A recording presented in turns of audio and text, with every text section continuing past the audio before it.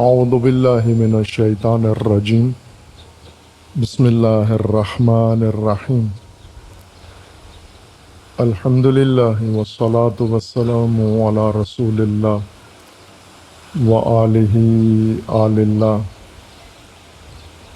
واللعنۃ الدائمۃ علی اعدائہم اعداء اللہ من یوم عداوتہم الی یوم لقاء اللہ اما بعد فقال الامام حسین بن علی علیہم السلام یا بنی انہا ساعۃ لا تکذب فیہا الرؤیا فأعلمک انی خفقت براسی خفقة فرأیت فارسا علی فرس وقف علی فقال یا حسین انکم تسرعون المسیر والمنایا بکم تسرع الی الجنہ فعلمت ان انفسنا نعیت الینا۔ صلوات پڑھیے محمد وآل محمد۔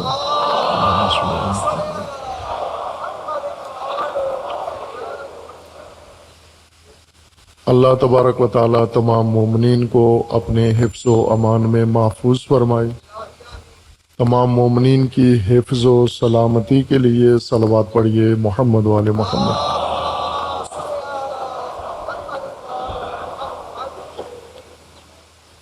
سید الشہداء حضرت امام حسین علیہ الصلاۃ والسلام کا کلام نورانی و فرمان گرامی جو آپ نے منزل ثعلبیہ میں حضرت علی اکبر علیہ الصلاۃ والسلام کے استفسار و سوال کے جواب میں بیان فرمایا،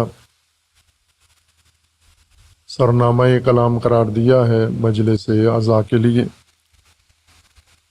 منزل ثعلبیہ میں امام علیہ السلام جب اترے، پڑاؤ ڈالا، اس وقت روایت کے مطابق ظہر کا وقت تھا اور 22 ذی الحجہ تاریخ تھی۔ امام علیہ السلام جب منزل ثعلبیہ پہ اترے، کاروان کو اترنے کے لیے حکم دیا،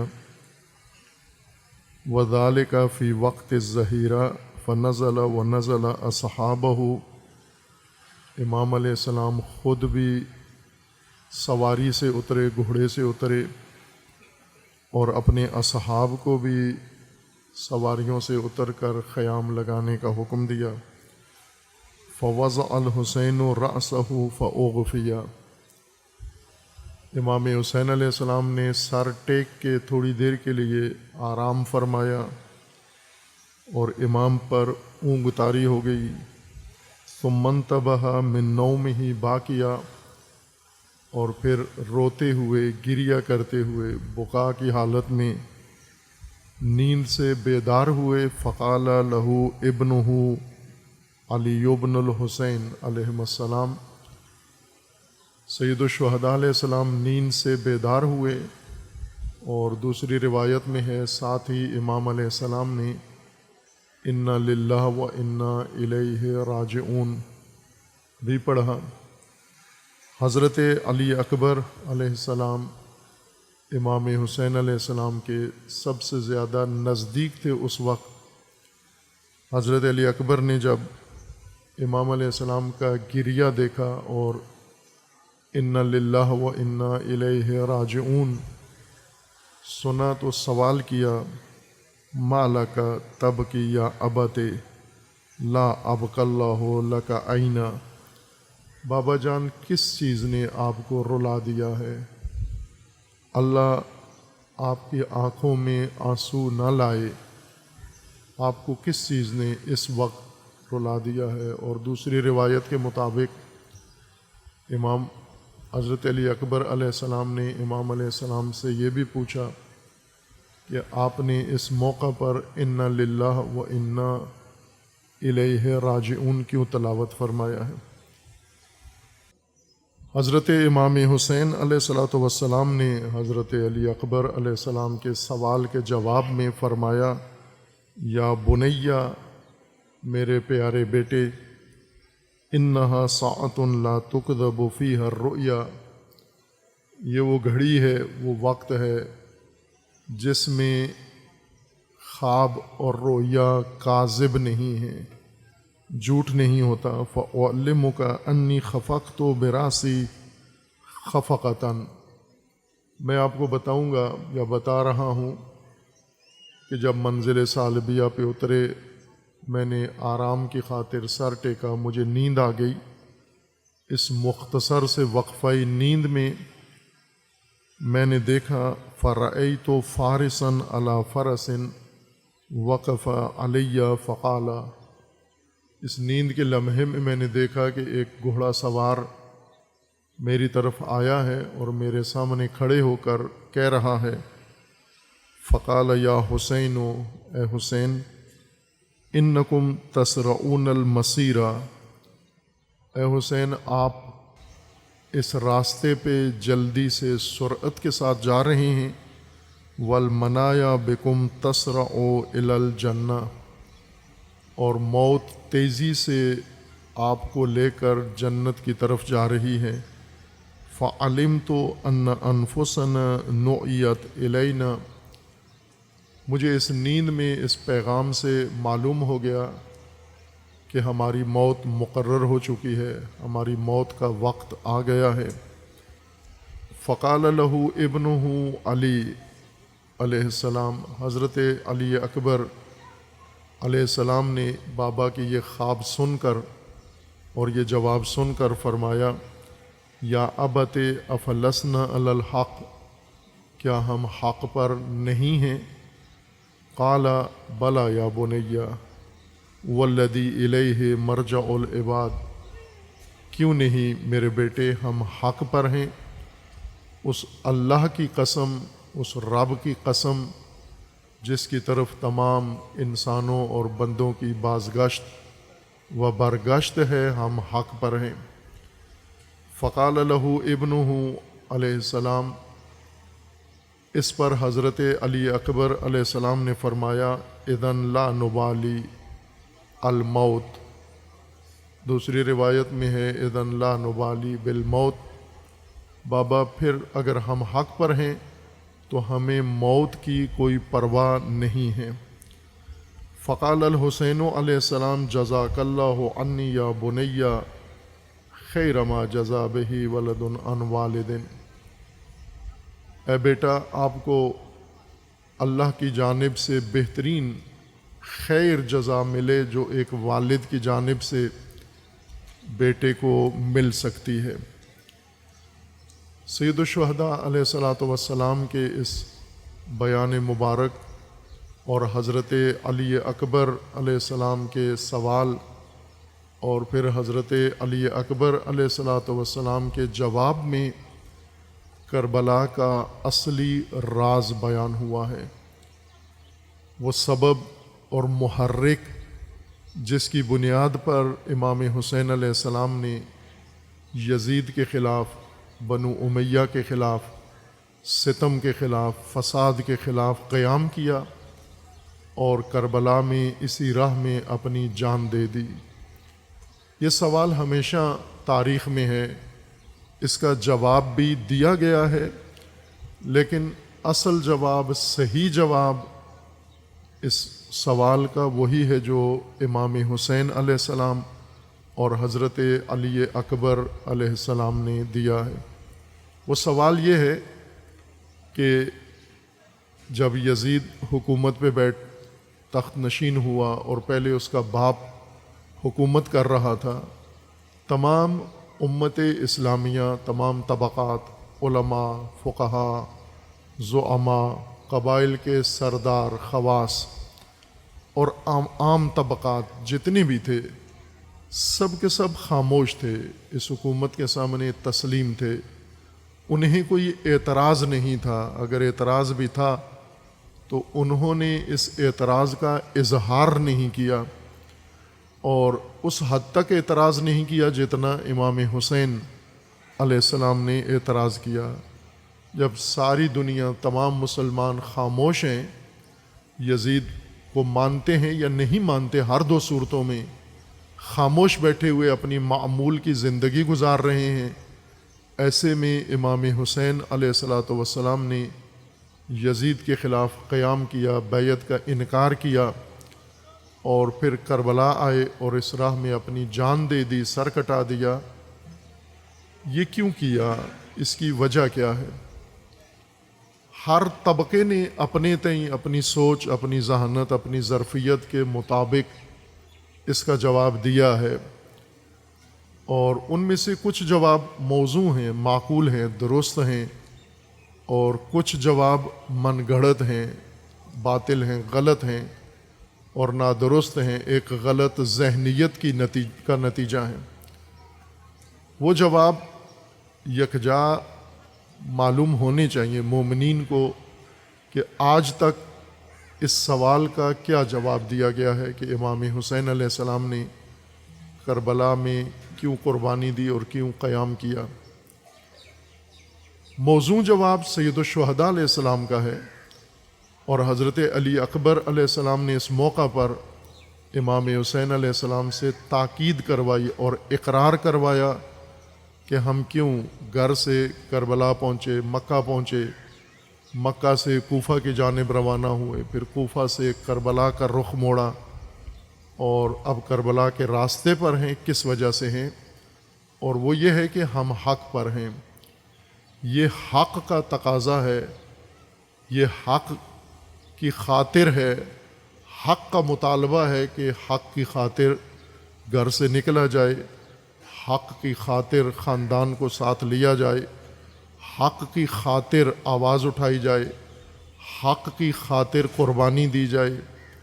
حق کا تقاضا یہ ہے کہ یزید کی بیعت کا انکار کیا جائے اور یزید کی فاسد حکومت کا مقابلہ کیا جائے، اور لوگوں کو یزید کی فاسد حکومت کے خلاف اٹھایا جائے۔ یہ حق کا تقاضا ہے۔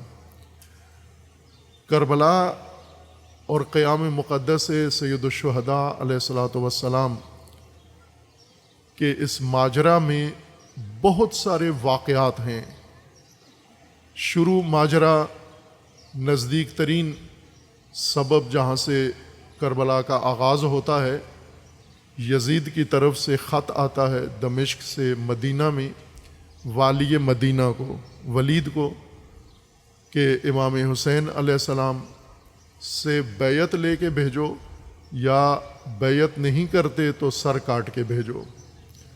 یہ خط جب ولید کو پہنچتا ہے تو اس نے امام حسین علیہ السلام کو اپنے دفتر یا دربار میں طلب کیا۔ امام حسین علیہ السلام گئے اور ان سے پہلے ہی امام نے بتا دیا کہ کیا ماجرا ہوا ہے اور تم مجھے کس لیے بلا رہے ہو۔ انہوں نے تصدیق میں دمشق کا خط دکھایا، پڑھایا کہ یہ خط آیا ہے، اب آپ بیعت کریں یا دوسری صورت میں ہمیں حکم ہے کہ آپ کا سر بھیجا جائے دمشق۔ امام علیہ السلام نے بیعت کا انکار کر دیا اور اپنا تعارف کروایا، یزید کا تعارف کروایا، میں کون ہوں اور یزید کون ہے، اور دو ٹوک الفاظ میں فرما دیا مثلی لا یبایع لمثلہ، مجھ جیسا اس جیسے کی بیعت نہیں کر سکتا اور نہیں کروں گا۔ اور پھر سید الشہداء علیہ الصلاۃ والسلام دوسرے روز یا تیسرے روز، یہ 26 رجب کا واقعہ ہے، 26 رجب 60 ہجری کا بیعت کا مطالبہ، اور 28 رجب 60 ہجری کو امام حسین علیہ السلام اپنے خاندان کے ساتھ اور خواتین کے ساتھ، بچوں کے ساتھ مدینہ سے مکہ کی جانب روانہ ہو گئے۔ یہ آغاز ہے، یہاں سے سید الشہداء علیہ السلام نے کربلا کا آغاز کیا ہے۔ 4 ماہ مکہ میں قیام کیا اور اسی حقیقت سے لوگوں کو آشنا کرتے رہے کہ اس وقت کی کیا صورتحال ہے، اس وقت کا کیا تقاضا ہے، اس وقت حق کیا ہے اور ناحق کیا ہے۔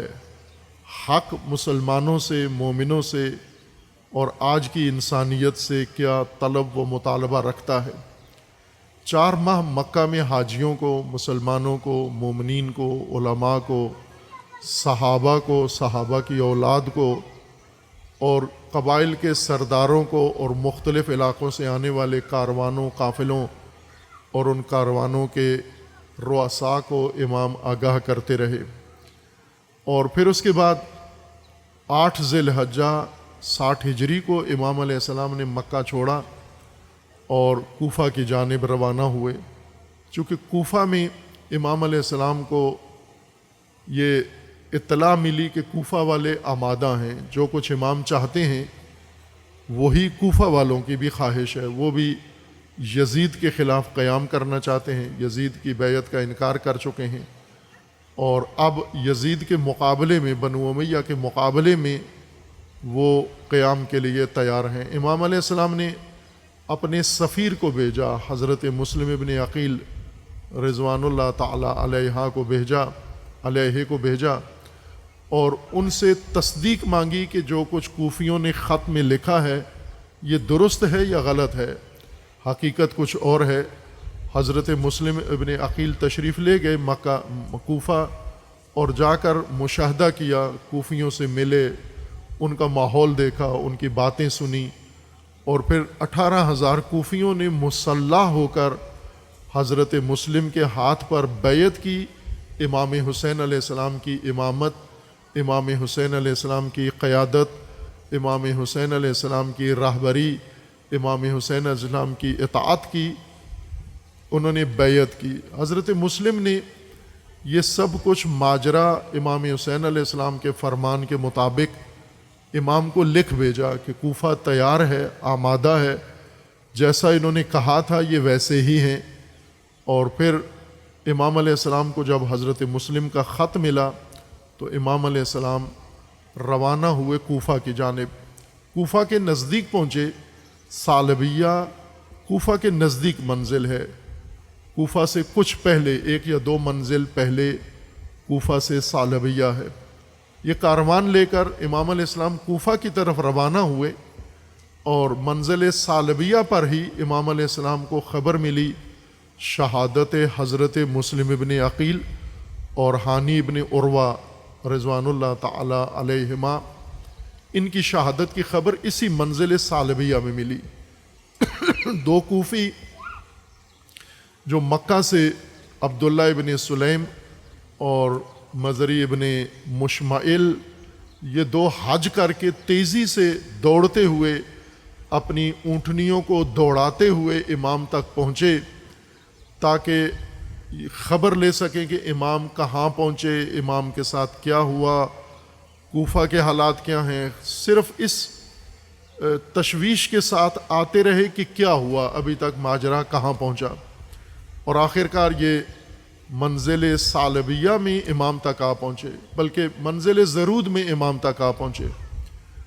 اور پھر امام علیہ السلام کو انہوں نے خبردار کیا، بتایا ایک کوفی کوفہ کی جانب سے آ رہا تھا اور امام اور یہ 2 کوفی مکہ کی جانب سے کوفہ کی طرف جا رہے تھے۔ کوفہ سے آنے والا شخص، اس نے جب امام حسین علیہ السلام کو دیکھا تو اپنا راستہ موڑ لیا، اپنی سواری کا رخ موڑ لیا تاکہ امام سے ملاقات نہ ہو۔ ان 2 کوفیوں نے، عبداللہ ابن سلیم اور دوسرے کوفی نے، یہ دیکھ لیا، بھانپ لیا کہ یہ کوفی کترا رہا ہے اور امام سے ملنے کے لیے تیار نہیں ہے، اس کا مطلب ہے اس کے پاس کوئی اہم خبر ہے، کوئی ماجرا اہم ہے جس وجہ سے یہ امام سے مل نہیں رہا۔ ان دونوں نے اس کا پیچھا کیا، تھوڑی دور بعد جا کر اس کو پا لیا اور اسے پوچھا کہ ہم نے دیکھا کہ آپ امام سے ملاقات سے گریز کی، وجہ کیا ہے، ماجرا کیا ہے؟ تو اس نے کہا وجہ یہ ہے کہ میرے پاس بہت ناگوار خبر ہے اور مجھے جرت نہیں ہوئی کہ میں خود امام علیہ السلام کو یہ خبر دوں، اور وہ حضرت مسلم اور ہانی ابن عروہ کی شہادت ہے۔ میں نے دیکھا کہ ان کی لاشیں گلیوں میں گھسیٹی جا رہی تھیں۔ یہ دونوں کوفی خبر لے کر امام علیہ السلام کے پاس آئے اور منزل ثعلبیہ میں جب امام نے پڑاؤ ڈالا تو پہلے امام کو یہ خبر دی گئی۔ اس پر امام علیہ السلام نے انا للہ و انا الیہ راجعون پڑھا۔ اور دوسرا ماجرا یہ پیش آیا کہ جب حضرت علی اکبر علیہ السلام نے رونے کی وجہ و انا للہ پڑھنے کی وجہ پوچھی تو امام علیہ السلام نے یہ خواب سنایا، جس پر حضرت علی اکبر علیہ السلام نے فرمایا کہ افلسنا علی الحق، کیا ہم حق پر نہیں ہیں؟ تو امام نے فرمایا کیوں نہیں، ہم حق پر ہیں۔ یہ ماجرا جو منزل ثعلبیہ پر پیش آیا ہے، یہ ان خاص اتفاقات اور رویدادوں میں سے ہے جو باقی واقعات سے ہٹ کر ہے۔ باقی واقعات متعدد رونما ہوئے ہیں، ولید کے دربار سے لے کر ثعلبیہ تک امام کی کئی ملاقاتیں ہوئی ہیں، اور اللہ کی توفیق سے ہم نے گزشتہ سالوں کی مجالس میں یہی خطبات و کلمات اور ملاقاتوں میں ہونے والی گفتگو امام حسین علیہ السلام کی آپ مومنین کی خدمت میں بیان کی ہے۔ جو بھی کربلا کو امام حسین کی زبان سے سننا چاہتا ہے، سمجھنا چاہتا ہے، اس کے لیے یہ لازمی ہے یہ گفتگو سنیں کہ ہر ملاقات اور ہر گفتگو میں امام نے کیا فرمایا۔ ہم نے کربلا بہت سنی ہے، ذاکروں اور خطیبوں سے سنی ہے، اور ذاکروں خطیبوں کی کربلا امام حسین کی کربلا سے مختلف ہے، تھوڑی مختلف نہیں ہے، بہت مختلف ہے، بالکل ہی ایک الگ داستان ہے، ایک الگ ماجرا ہے، ایک الگ انجام ہے ذاکروں اور خطیبوں کی کربلا کا، اور امام حسین علیہ الصلوۃ والسلام کی کربلا کا الگ انجام اور الگ حقیقت ہے اس کی۔ یہ امام حسین علیہ السلام کی کربلا ہے جو خود امام بیان فرما رہے ہیں۔ ان تمام واقعات میں فرزدق سے ملاقات ہوئی، عبداللہ ابن مطیع ادوی سے ملاقات ہوئی، اس سے پہلے محمد ابن حنفیہ سے ملاقات ہوئی، عبداللہ ابن عمر سے ہوئی، عبداللہ ابن عباس سے ہوئی، عبداللہ ابن زبیر سے ہوئی، اور متعدد شخصیات کے ساتھ بار بار امام کی ملاقاتیں مکہ میں ہوتی رہیں اور ثعلبیہ تک۔ لیکن یہاں پر امام کی ملاقات کسی اجنبی سے نہیں ہوئی، امام کی ملاقات عالم خواب میں، عالم رؤیا میں ہاتف غیبی، ایک غیبی پیغام لانے والے سے ہوتی ہے، وہ بھی نیند میں اور خواب میں۔ اور نیند اور خواب میں جو ملاقات ہوئی، بات ہوئی، وہ یہ تھی کہ اے حسین، آپ اپنی منزل کی طرف تیزی سے بڑھ رہے ہیں اور موت آپ کو لے کر جنت کی طرف تیزی سے جا رہی ہے، جس پر امام علیہ السلام نے گریہ فرمایا اور انا للہ و انا الیہ راجعون پڑھا۔ حضرت علی اکبر سے اسی خواب کے بعد ہاتف غیبی، اس آواز غیبی یا پیغام غیبی کے بعد دوسری بات چیت حضرت علی اکبر سے ہوئی۔ حضرت علی اکبر علیہ السلام اجنبی نہیں ہیں، امام کے قافلے سے جدا نہیں ہیں، امام کے کاروان کا حصہ ہیں، بلکہ امام کے وجود کا حصہ ہیں، امام کے نفس کا حصہ ہیں۔ علی اکبر علیہ السلام کے ساتھ جو انس و محبت حضرت علی اکبر علیہ السلام کو ہے، وہ تاریخوں میں لکھی ہے، اور وہ شہادت کے وقت اس کا مظاہرہ لوگوں نے دیکھ لیا۔ حضرت علی اکبر کی شہادت کے وقت جو کچھ ہاتف غیبی نے کہا اور جو حضرت علی اکبر نے فرمایا اور اس کے جواب میں جو امام حسین علیہ السلام نے فرمایا، یہ ان سفر کے معمول کے واقعات میں سے ایک واقعہ اور ایک رویداد نہیں ہے، بلکہ یہ واقعات سے ماورا، رویداد سے ماورا کربلا کا راز ہے، کربلا کی رمز ہے، کربلا کی بنیاد ہے، کربلا کا اصلی سبب ہے، کربلا کا محرک ہے، جس نے امام کو گھر سے نکالا۔ سوال یہی تھا کہ باقی دنیا اپنے گھروں میں ہے، اپنی عبادت گاہوں میں ہے، کوئی مکہ میں ہے، کوئی مدینہ میں ہے، کوئی بصرہ میں ہے، کوئی کوفہ میں ہے، کوئی مصر میں ہے، کوئی فلاں جگہ ہے، سب اپنے اپنے گھروں میں، اپنے کھیتوں میں، اپنے کارخانوں میں، اپنی دکانوں پہ اپنے بیوی بچوں کے ساتھ پرسکون زندگی گزار رہے ہیں، اور امام علیہ السلام اپنے خاندان کو لے کر، اولاد کو لے کر، بیویوں کو لے کر میدان میں نکل آئے ہیں، یزید کے خلاف قیام کر رہے ہیں۔ کیا سبب تھا؟ اس گفتگو میں وہ سبب اور وہ راز بیان ہوا ہے، وہ حق تھا۔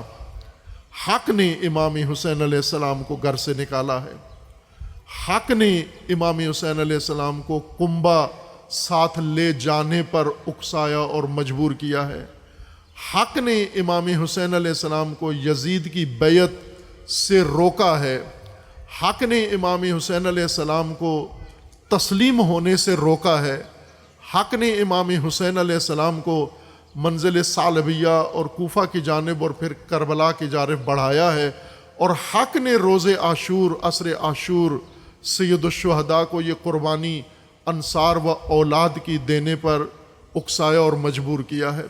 اس کی بنیاد حق تھی عزیزان، اور یہ وہ بنیاد ہے جو قرآن کریم نے ذکر فرمائی، رسول اللہ صلی اللہ علیہ وآلہ وسلم نے ذکر فرمائی، اہل البیت علیہ السلام نے یہ بنیاد ذکر فرمائی ہے، اور یہ بنیاد سید الشہداء علیہ السلام نے فرمائی ہے اور اس کا اظہار کیا اور اس پر قیام کیا ہے۔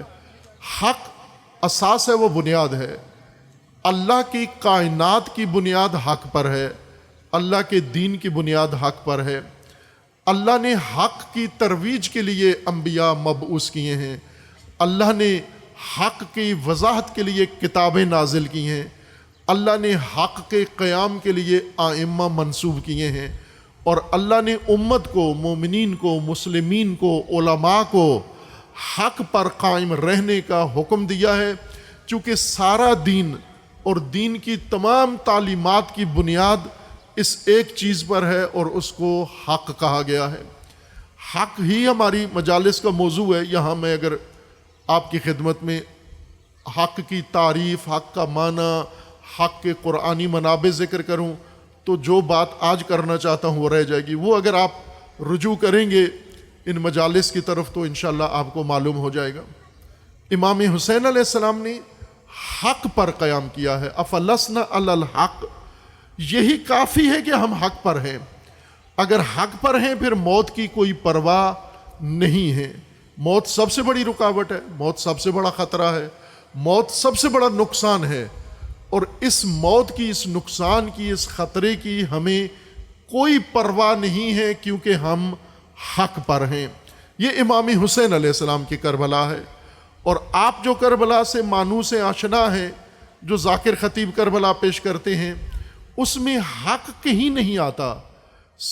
حضرت علی اکبر کی آذان کا ذکر آتا ہے، لیکن حضرت علی اکبر علیہ السلام کے اس اقدام و بنیاد کا ذکر نہیں آتا۔ افلسنا علی الحق، اے بابا اگر ہم حق پر ہیں تو پھر موت کی کوئی پرواہ نہیں ہے۔ یہ سید الشہداء کی کربلا ہے، یہ علی اکبر علیہ السلام کی کربلا ہے کہ جس میں حق پر کھڑے ہونا ہے، حق پر قائم ہونا ہے، حق پر جان دے دینی ہے، اور حق کی خاطر موت سے نہیں ڈرنا، موت کی پرواہ نہیں کرنی۔ یہ اصل رمز و راز ہے کربلا کا جو یہاں پر بیان فرمایا گیا ہے۔ عزیزان، سید الشہداء علیہ السلام نے ایک اور خطبے میں جو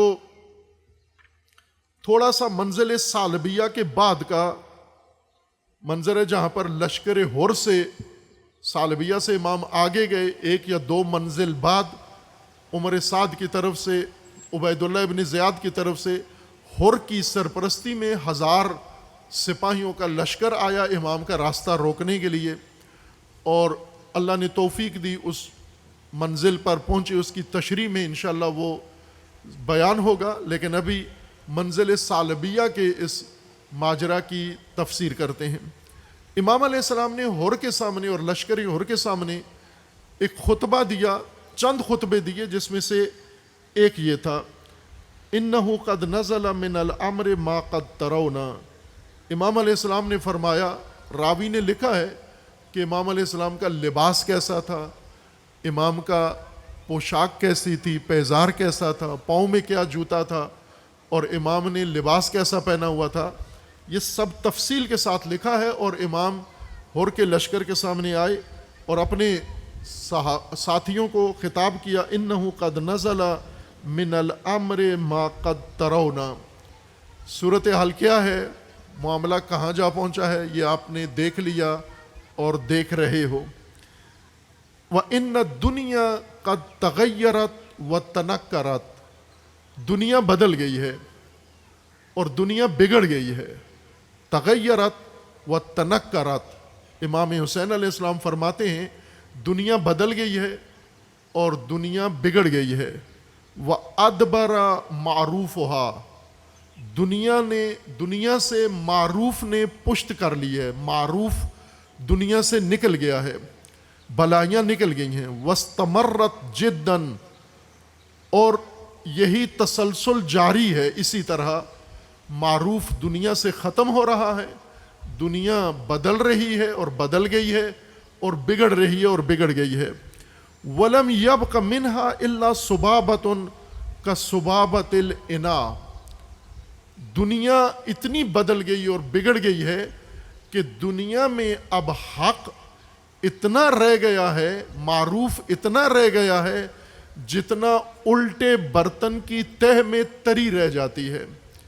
جس برتن میں پانی ہو، دودھ ہو، اس کو جب انڈیل دیا جائے، الٹا دیا جائے تو اس کی تہ میں چھوٹی سی تھوڑی سی تری رہ جاتی ہے۔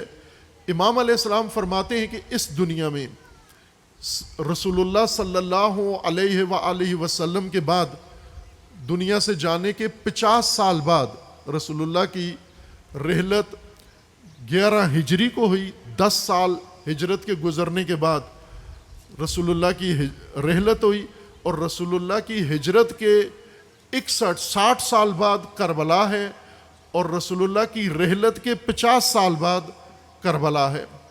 50 سال بعد دنیا کی یہ حالت ہو گئی، تغیرت و تنکرت و ادبر معروفها و استمرت جدًا ولم يبق منها الا صبابة كصبابة الاناء وخسیس عیش کالمرء الوبیل، حق کتنا رہ گیا ہے، معروف کتنا رہ گیا ہے، جتنا اجڑی ہوئی لتاڑی ہوئی تباہ اور ویران چراگاہ میں بوسا بچ جاتا ہے، اتنا معروف دنیا میں رہ گیا ہے۔ اسلامی معاشرے میں، مسلمان دنیا میں، رسول اللہ کی امت میں اب حق اور معروف اتنا رہ گیا ہے۔ الا ترون الی الحق لا یعمل بہ، کیا نہیں دیکھتے کہ حق پر عمل نہیں ہو رہا؟ وَإِلَى الْبَاطِلِ لَا يُتَنَاهَا عَنْ، اور باطل سے رکا نہیں جا رہا، باطل کا ارتکاب ہو رہا ہے۔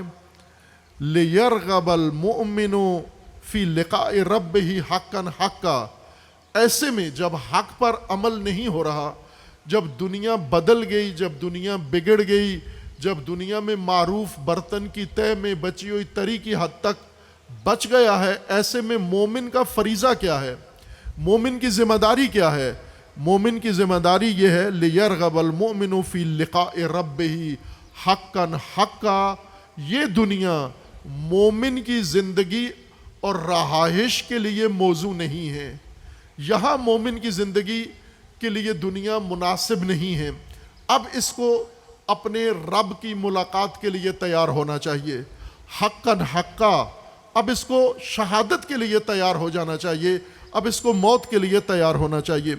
اور امام نے فرمایا کہ مومن کا یہ فریضہ ہے، تو امام کا کیا فریضہ ہے، امام کی کیا ذمہ داری ہے؟ امام اپنی ذمہ داری بیان فرما رہے ہیں۔ فرمایا فَإِنِّي لَا أَرَى الْمَوْتَ إِلَّا شَهَادَةً وَالْحَيَاةَ مَعَ الظَّالِمِينَ إِلَّا بَرَمًا، دوسری روایت میں ہے اِنِّي لَا أَرَى الْمَوْتَ إِلَّا سَعَادَةً وَالْحَيَاةَ مَعَ الظَّالِمِينَ إِلَّا بَرَمًا، مومن کا یہ وظیفہ ہے۔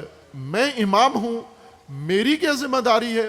میں آپ کو بتا رہا ہوں کہ میں ظالمین کے ساتھ زندگی کو ننگ و عار سمجھتا ہوں، اپنے لیے ننگ سمجھتا ہوں، اپنے لیے عار سمجھتا ہوں، اپنے لیے شرمندگی سمجھتا ہوں، اور موت کو میں اپنے لیے سعادت اور شہادت سمجھتا ہوں۔ کیوں؟ چونکہ حق پر عمل نہیں ہو رہا اور دنیا تبدیل ہو گئی ہے، دنیا بگڑ گئی ہے۔ عزیزان من، دنیا میں جو تبدیلی آئی، وہ تبدیلی امام نے خود معین کر دی کہ سب سے بڑی تبدیلی یہ ہے کہ الا ترون الی الحق لا یعمل بہ، حق مٹ گیا ہے، حق دب گیا ہے، حق فراموش ہو گیا ہے، باطل کی حکمرانی ہے، باطل کلچر بن گیا ہے، باطل لوگوں کی زندگی کا معمول بن گیا ہے، باطل پر مومن اور غیر مومن سب زندگی گزار رہے ہیں اور حق ان کی زندگیوں سے نکل گیا ہے۔ یہ تبدیلی آئی ہے، یہ تغیر آیا ہے، یہ تنکر آیا ہے۔ رسول اللہ کے بعد 60 سال یا 50 سال رسول اللہ کے بعد دنیا بدل گئی ہے۔ آج ہم رسول اللہ صلی اللہ علیہ وآلہ وسلم کی رحلت کے بعد، وفات کے بعد، ہم آج 1448 ہجری میں ہیں اور رسول اللہ کو گزرے ہوئے 1437 سال گزر چکے ہیں یا 38 سال گزر چکے ہیں۔ رسول اللہ کو دنیا سے گئے ہوئے 1438 سال اور رسول اللہ کی ہجرت کو 1448 سال گزر چکے ہیں۔ ہم 1448 میں ہیں، ہم 1438 سال رسول اللہ کے بعد ہیں، اور امام حسین علیہ السلام رسول اللہ کے بعد 50 سال دنیا کی حالت بتا رہے ہیں کہ تغیر آ گیا ہے، دنیا بدل گئی ہے اور دنیا بگڑ گئی ہے۔ سب سے بڑا بگاڑ یہ ہے کہ حق بیچ میں سے ہٹ گیا ہے اور لوگوں نے ناحق پر زندگی سے سمجھوتا کر لیا ہے۔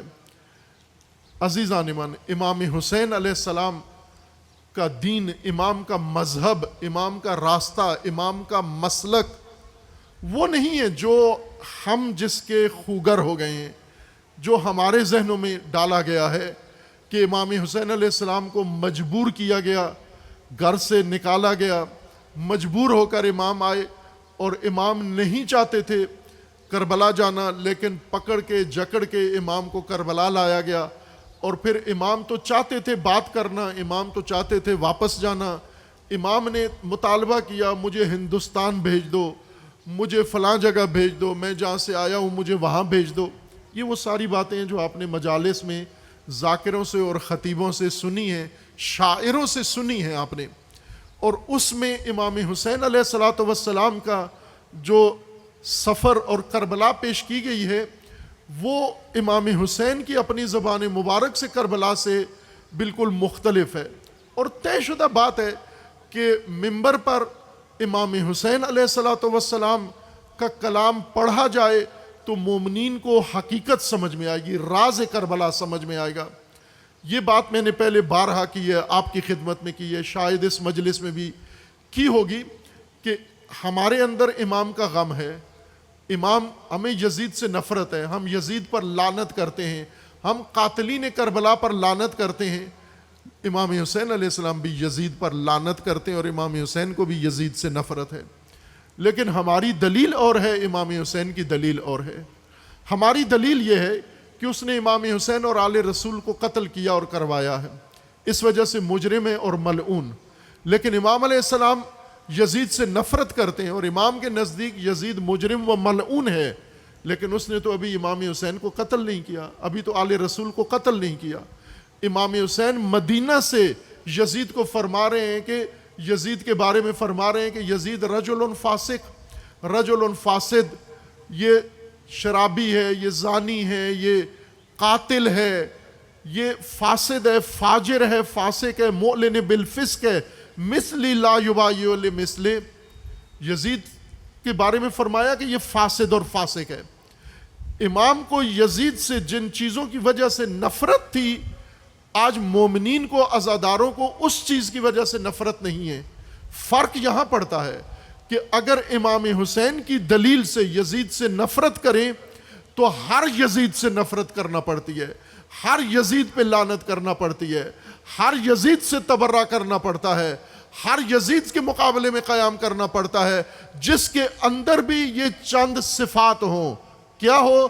رجل فاسق، مولن بالفسق، رجل فاسد، شارب الخمر، قاتل النفس المحرمہ، حدود خدا کو توڑنے والا، حرام خدا کو حلال اور حلال خدا کو حرام کرنے والا، اور تخت پر ناجائز بیٹھا ہوا اس مسند پر جس کی اس کو اللہ کی طرف سے اجازت نہیں ہے۔ ہر وہ جو اس طرح کی حکمرانی پہ بیٹھا ہوا ہو وہ یزید ہے، ہر نسل کا یزید ہے، ہر دور کا یزید ہے، ہر زمانے کا یزید ہے۔ اور امام اگر ہر دور میں امام حسین ہو تو امام ہر دور کے یزید کے خلاف قیام کریں گے، لیکن امام نے اپنے دور کے یزید کو پہلے بتایا یہ کیا ہے اور میں کیوں اس کے خلاف قیام کر رہا ہوں، چونکہ اس نے حق کشی کی ہے، یہ ناحق ہے، اس نے حق کو دبا دیا، حق کو کچل دیا ہے، اور میں حق کے اوپر قائم ہوں اور میں حق کے اوپر ڈٹا ہوا ہوں۔ یہ دلیل ہے امام حسین علیہ السلام کی۔ ہماری دلیل ہے قاتل امام حسین ہونا۔ یزید اگر قاتل ہے تو اس پہ لعنت ہے، لیکن اگر قاتل نہیں ہے، فاسد ہے، فاسق ہے، حق کچل رہا ہے، حق پائمال کر رہا ہے، حق دبا رہا ہے، اس یزید کے ساتھ ہمارا کوئی اختلاف نہیں ہے بلکہ سمجھوتا ہے، اور ہم اس یزید کا حصہ بھی بن سکتے ہیں، اس کی مددگار بھی بن سکتے ہیں، اس کے پیروکار بھی بن سکتے ہیں، اس کی تائید بھی کر سکتے ہیں، اس کی بیعت بھی کر سکتے ہیں، اور یہیں سے مومن کا راستہ حسین سے جدا ہو جاتا ہے۔ اسی یزیدیت کے مقابلے میں چونکہ دلیل علیحدہ ہے، جب دلیل علیحدہ ہے تو قیام اور حرکت اور عکس العمل بھی علیحدہ ہو جاتا ہے۔ اللہ تبارک و تعالی نے کائنات، دین اور راستہ انسان کے لیے جن اصولوں پر قائم کیا ہے، دین کی عمارت، دین کا ڈھانچہ، جس کے لیے انبیاء بھیجے، جس کے لیے کتابیں نازل کیں، جس کے لیے ائمہ منصوب فرمائے، جس کے اوپر علماء کو مامور کیا، عزیزان وہ اقدار ہیں، ویلیوز ہیں۔ اللہ کا نظام اقدار پر قائم ہوا ہے۔ اب دین میں، دین کی تعلیم میں یہ چھانٹی ہوئی ہے، دین کی تعلیم دینے والوں نے، دین کو قرآن سے نکالنے والے، دینی نصاب بنانے والے، دینی کتابیں لکھنے والے، دینی مجلسیں پڑھنے والے، دینی دروس دینے والے، ان کے نصاب سے بہت ساری چیزیں آہستہ آہستہ نکل گئیں جو قرآن میں ہیں، جو رسول اللہ کی زبان مبارک پر جاری ہوئی ہیں اور رسول اللہ کی سیرت میں موجود ہیں، اور جو خصوصاً اہل البیت ائمہ اطہار علیہ السلام کے تعلیمات اور ان کی سیرت اور ان کی زندگی کا حصہ ہیں۔ یہ تعلیمات دین سے چھانٹی کر کے علیحدہ کی گئی ہیں، اور جو چیز دین میں اب باقی ہے، سید الشہداء علیہ السلام کے زمانے میں 50 سال، رسول اللہ کے گزرنے کے 50 سال بعد امام علیہ السلام فرماتے ہیں کہ ان الدنیا قد تغیرت و تنکرت، دنیا بدل گئی ہے، دنیا بگڑ گئی ہے، الا ترون الی الحق لا یعمل بہ، اور دنیا کا بگاڑ کی علامت یہ ہے کہ کیا آپ نہیں دیکھ رہے کہ حق پر عمل نہیں ہو رہا۔ ہم آج 1400 سال بعد، 1450 سال بعد اپنی دنیا کا جائزہ لیں، امام حسین علیہ السلام کی نگاہ سے جائزہ لیں، دید حسینی سے، بصیرت حسینی سے جائزہ لیں، چونکہ جائزے کے مختلف معیارات ہیں۔ آپ خود جائزہ لیں، آپ میڈیا کی نگاہ سے دنیا دیکھیں، دنیا کچھ اور ہے، آپ حکمرانوں کی نگاہ سے دنیا دیکھیں، دنیا کچھ اور ہے، آپ تاجروں کی نگاہ سے دنیا دیکھیں، دنیا کچھ اور ہے، آپ کمزور فقراء کی نگاہوں سے دنیا دیکھیں، دنیا کچھ اور ہے، آپ مظلوموں کی نگاہ سے دنیا دیکھیں، دنیا کچھ اور ہے۔ آج سے پوچھو، پوری دنیا، زمین پر رہنے والی ساری انسانیت، اے خدا کے باسیوں بتاؤ دنیا آپ کو کیسے نظر آتی ہے؟ دنیا کیا ہے؟ کیا بتائے گا دنیا کیا ہے؟ دنیا فلسطینی کی نگاہ میں کیا ہے؟ اور اگر آپ صہیونی کی نگاہ سے، نیتن یاہو کی نگاہ سے، ٹرمپ کی نگاہ سے دنیا کو دیکھو، ظالم کی نگاہ سے دنیا کو دیکھو، دنیا کیا ہے؟ اس کی دنیا مظلوم کی دنیا سے علاوہ ہے، چونکہ دیکھنے کی اینک اور جائزہ جس بنیاد پر ٹرمپ لے گا، نیتن یاہو لے گا، صہیونی اور قاتل اور سفاک اور درندے جس نگاہ سے دنیا دیکھتے ہیں وہ نگاہ اور ہے، اس کا معیار اور ہے، اور مظلوم جس نگاہ سے دنیا کو دیکھتا ہے وہ نگاہ اور ہے۔ دین بھی اسی طرح ہے۔ دین کو نگاہ کرو آپ کس کی نگاہ سے؟ دین کو نگاہ کرو یزید اور بنو امیہ کی نگاہ سے۔ دین کیا ہے؟ دین کو نگاہ کرو اہل البیت کی نگاہ سے، امام حسین علیہ السلام کی نگاہ سے، تو پھر سمجھ آئے گی دین کیا ہے۔ اور آج بھی دین کو دیکھو اور دنیا کو دیکھو، عالم اسلام کو دیکھو، ملت اسلامیہ اور امت اسلامیہ کو دیکھو، مسلمان حکمرانوں کو دیکھو، کس نگاہ سے دیکھو؟ اگر شہید رہبر شہید امام خامنئی کی نگاہ سے دیکھو تو عالم اسلام کچھ اور ہے، لیکن انہی کو اگر آج کی دنیا کو آپ ٹرمپ کی نگاہ سے دیکھو، ظالم کی نگاہ سے دیکھو، دنیا کچھ اور ہے۔ دین کو اگر حسین ابن علی کی نگاہ سے دیکھو، دین کچھ اور ہے، اور دین کو مفتیوں کی نگاہ سے دیکھو، دین کچھ اور ہے۔ آپ کے سامنے یہ دین کے سارے ورژن میڈیا کی برکت سے آپ کے سامنے، کسی زمانے میں دین کے یہ سارے ورژن تھے لیکن سب کو پتہ نہیں تھا، چونکہ لاہور کے اندر ہی آپ مثال لے لیں، لاہور کو مثال لے لیں، لاہور کے ایک محلے میں، ایک مسجد میں، ایک مسلک میں دین کی کیا تشریح ہو رہی ہے، دوسرے محلے، دوسری مسجد، دوسرے لوگوں کو پتہ نہیں تھا۔ لیکن آج میڈیا نے یہ سارے دین کے ورژن، یہ تفسیریں، یہ جائزے، یہ تبصرے، یہ توضیحات، یہ سب کچھ میڈیا نے سب کے سامنے لا کر رکھ دیا ہے۔ ابھی یہی محرم کے اندر ہر ایک کربلا کے بارے میں اظہار کر رہا ہے، گفتگو کر رہا ہے، میڈیا کے اوپر کر رہا ہے، مفتی کر رہا ہے، ذاکر گفتگو کر رہا ہے، خطیب کر رہا ہے، عالم گفتگو کر رہا ہے، نوح خان و شاعر بول رہا ہے، ہر ایک اپنی نگاہ سے کربلا کو دیکھ رہا ہے۔ ان ساری تبصروں جائزوں میں کیا ایک ہے کربلا یا مختلف ہے کربلا؟ ایک نہیں ہے کربلا۔ مفتی، ناسبی مفتی، تکفیری مفتی جب کربلا کی بات کرتا ہے تو اس کو یزید گندا نظر نہیں آتا، مفتی کی نگاہ میں یزید بے گناہ نظر آتا ہے، لیکن ایک مومن کی نگاہ میں، ایک عالم کی نگاہ میں، ایک مورخ کی نگاہ میں یزید دنیا کی سب سے بڑی پلیدی نظر آتا ہے، سب سے بڑی نجاست نظر آتا ہے۔ خوب آپ دیکھیں مفتی کس ذہنیت سے جائزہ لے رہا ہے، کیا چیز اس کے اندر ہے۔ امام حسین علیہ السلام نے فرمایا تھا، کربلا میں امام جب خطبہ دیتے تھے بار بار عاشور کے دن، امام نے 3-4 دفعہ کوشش کی اب عمر سعد کے لشکر کو، یزیدی لشکر کو سمجھانے کے لیے، خطبہ دینے کے لیے، لیکن انہوں نے سنی نہیں، شور کرتے تھے۔ ان کے پاس ڈالیں تھیں اور تلواریں، اور چمڑی کی ڈالوں پر وہ یا لوہے کی ڈالوں پر وہ تلواریں مار کے ڈھولک بجاتے تھے اور شور کرتے تھے تاکہ امام کی آواز لوگوں کے کانوں میں نہ پڑے۔ امام نے تیسری دفعہ جب خطبہ دیا اور انہوں نے نہیں سنا تو امام نے فرما دیا کہ میرا خطبہ یا میری بات اس لیے تم نہیں سن رہے کہ تمہارے پیٹ کے اندر لقمہ حرام ہے۔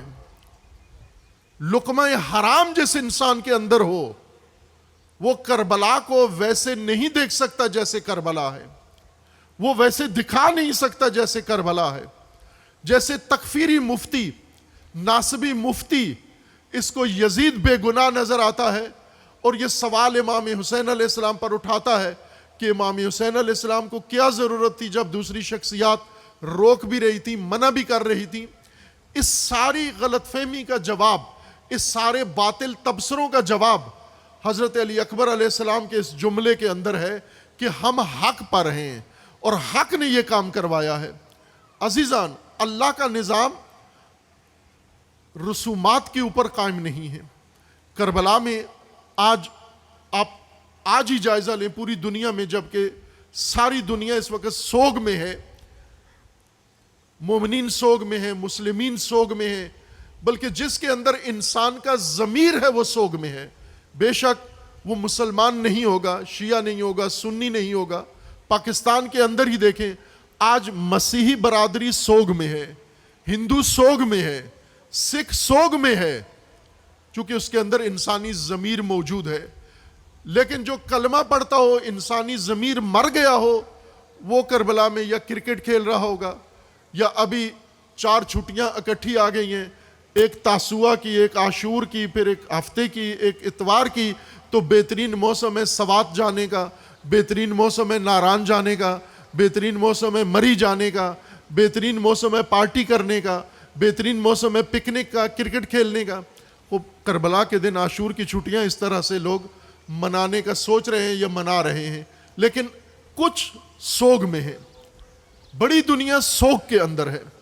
کربلا کے مختلف احساسات و تاثرات دنیا کے اوپر پڑے ہیں، لیکن اگر کربلا کی بنیاد ہمیں سمجھ میں آ جائے، اساس سمجھ میں آ جائے، کربلا کے حاشیے میں بہت کچھ ہوا، کربلا کے واقعات میں بہت کچھ رونما ہوا، لیکن ایک چیز جو باعث بنی کربلا کی، وہ راز بنی سید الشہداء نے بتایا، اور وہ ہے کہ دنیا بدل گئی ہے، دنیا کے اصول بدل گئے ہیں، دنیا سے اقدار بدل گئی ہیں، دنیا سے ویلیوز بدل گئی ہیں۔ جو رسول اللہ نے نظام جن اقدار پر بنایا تھا وہ اقدار نہیں ہے۔ سید الشہداء جب لشکر ہور کے سامنے یہ خطبہ دے رہے ہیں اور انہیں کہہ رہے ہیں دنیا قد تنکرت و تغیرت و ادبر معروفها، جب وقت نماز آیا سید الشہداء علیہ السلام نے اپنے اصحاب کو حکم دیا نماز کی تیاری کریں، خود بھی، اور خود امام امامت کے لیے کھڑے ہوئے، اور ہور کو کہا کہ آپ بھی اگر نماز پڑھنا چاہیں تو علیحدہ اپنی نماز پڑھ لیں۔ ان سب نے بھی نماز کی تیاری کی، تمام لشکر نے وضو کیا، تمام لشکر نے وضو کر کے نماز پڑھی۔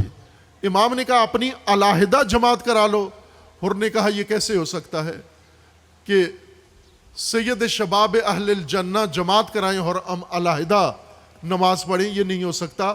امام کے پیچھے نماز پڑھی۔ جس لشکر کو امام فرما رہے ہیں دنیا بدل گئی ہے، اس نے نماز پڑھی۔ عمر سعد نماز پڑھتا تھا اور پڑھاتا بھی تھا، اور بہت کم نماز لوگ جو نماز نہیں پڑھتے تھے کربلا میں تھوڑے تھے، لشکر عبید اللہ میں نماز پڑھتے تھے۔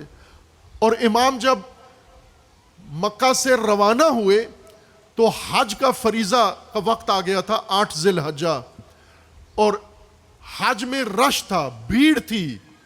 اس وقت کی آبادی کے تناسب سے غیر معمولی رش حج پر تھا، پس لوگ حج بھی کرتے تھے۔ امام علیہ السلام نے حج چھوڑ دیا اور حج چھوڑ کے کربلا روانہ ہوئے، ان حاجیوں کو دعوت دی، لیکن یہ حج کی خاطر انہوں نے امام کا ساتھ نہیں دیا۔ حج کے پابند تھے، روزے کے پابند تھے، زکوٰۃ کے پابند تھے، نمازوں کے پابند تھے، نیکیاں کر رہے تھے۔ اس تمام صورتحال میں امام علیہ السلام فرماتے کہ ان الدنیا قد تغیرت و تنکرت و ادبر معروفها، دنیا بدل گئی ہے، دنیا بگڑ گئی ہے۔ تو سوال یہ بنتا ہے کہ دنیا کیسے بگڑ گئی، دنیا کیسے بدل گئی؟ مولا دنیا نماز تو پڑھ رہی ہے، یہ سارے نماز پڑھ رہے ہیں، یہ سارے حج کے پابند ہیں، یہ سارے زکوٰۃ دیتے ہیں، یہ سارے روزے رکھتے ہیں، یہ سارے نیکیاں کر رہے ہیں۔ آپ فرما رہے ہیں دنیا بدل گئی، کہاں سے بدلی؟ کون سا حصہ بدل گیا؟ کون سی بنیاد دنیا کی بدل گئی کہ آپ کو یہ اقدام اٹھانا پڑا کہ حق پر عمل نہیں ہو رہا اور باطل سے رکا نہیں جا رہا؟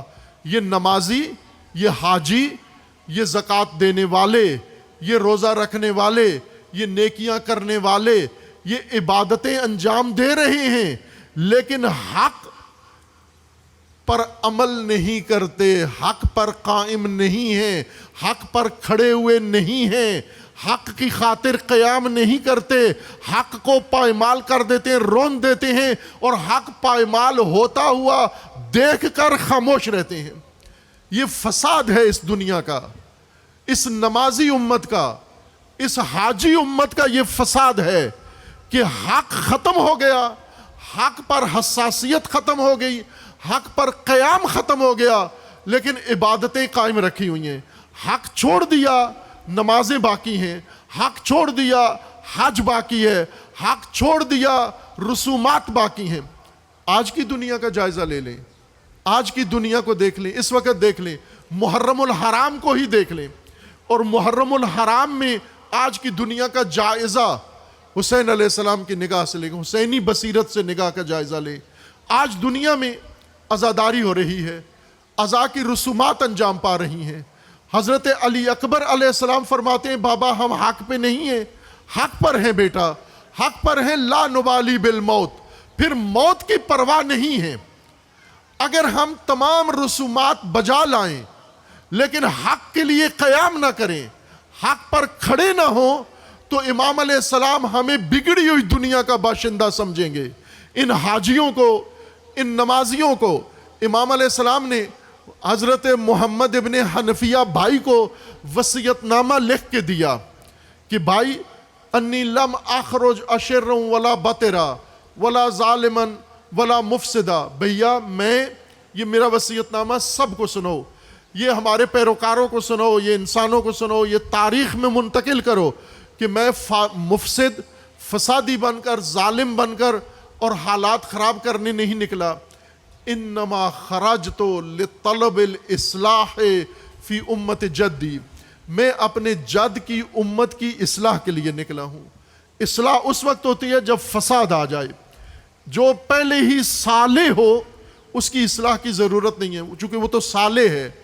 اصلاح وہ گاڑی ٹھیک کروائیں جو خراب ہو گئی ہے، لیکن جو گاڑی ٹھیک ہے، جو آپ نے نکالی ہے، ٹھیک چل رہی ہے، آپ اس کو لے جائیں ورکشاپ میں، آپ اس کو لے جائیں مکینک کے پاس، جی بھائی میری گاڑی ٹھیک کر دیں، خرابی کیا ہے؟ خرابی کوئی نہیں ہے، تو وہ پھر آپ کی عقل ٹھیک کرے گا، آپ کا دماغ ٹھیک کرے گا کہ جب گاڑی میں خرابی کوئی نہیں ہے تو آپ کیوں ٹھیک کرانے آئے ہو؟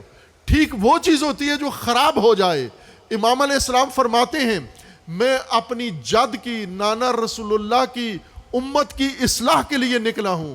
اصلاح اس وقت ہوتی ہے جب اس میں بگاڑ آ جائے۔ بگاڑ کہاں نظر آ رہا ہے؟ آیا انہوں نے حج چھوڑ دیا ہے؟ نہ، حج نہیں چھوڑا انہوں نے۔ نماز چھوڑ دی ہے؟ نماز بھی نہیں چھوڑی انہوں نے۔ رسومات چھوڑ دی ہیں؟ رسومات بھی نہیں چھوڑی انہوں نے۔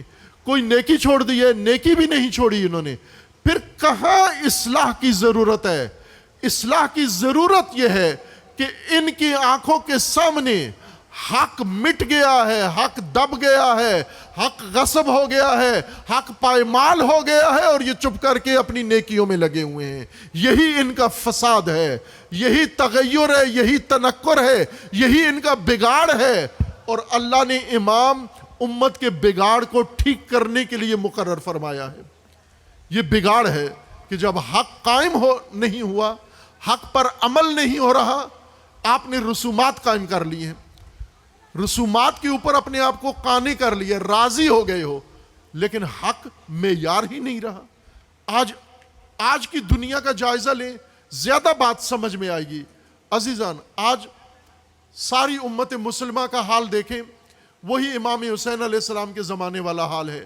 50 سال رسول اللہ کے گزرنے کے بعد جو امت کا حال تھا، وہی حال آج 1450 سال گزرنے کے بعد ہے کہ ان دنیا قد تغیرت و تنکرت، حق پائمال ہو گیا۔ الا ترون الی الحق لا یعمل بہ و الی الباطل لا یتناہی عن، کیا آپ نہیں دیکھتے کہ حق پر عمل نہیں ہو رہا، باطل سے رکا نہیں جا رہا؟ جب حق پائمال ہو جائے، سب سے بڑا حق کہاں پائمال ہو رہا ہے؟ سب سے بڑا حق ریڑھی پہ، رکشے پہ اور دکان پہ اور سڑک میں اور محلے میں پائمال نہیں ہو رہا، وہاں بھی ہو رہا ہے، گھر گھر میں حق پائمال ہو رہا ہے، لیکن سب سے بڑا حق یہ پائمال ہوا ہے کہ آپ کے تخت پہ یزید بیٹھا ہوا ہے، آپ کی حکومت پہ یزید بیٹھا ہوا ہے، یہ سب سے بڑا حق پائمال ہوا ہے۔ اب حق پائمال ہو رہا ہو، مومن کا وظیفہ کیا ہے؟ مومن کا فریضہ کیا ہے؟ حضرت علی اکبر کی سیرت کیا ہے؟ وہ حضرت علی اکبر کا قیام کیا ہے اور تشخیص کیا ہے حضرت علی اکبر کی؟ یہاں کیا کریں؟ یہاں کھڑے ہونے کا وقت ہے، یہاں پر قیام کا وقت ہے، اور یہاں موت کو گلے لگانے کا وقت ہے۔ عزیزان، امام حسین علیہ السلام کے زمانے میں لوگ امام کے ساتھ شامل نہیں ہو رہے، امام کا خاندان امام کے ساتھ ہے، حضرت علی اکبر ساتھ ہیں۔ یہ حضرت علی اکبر علیہ السلام کا بابا کی خواب اور گریہ اور انا للہ سن کر یہ کہنا کہ بابا افلسنا علی الحق، فرمایا کیوں نہیں بیٹا ہم حق پر ہیں، تو حضرت علی اکبر نے فرمایا فلا نبالی بالموت، ہمیں موت کی پرواہ نہیں ہے۔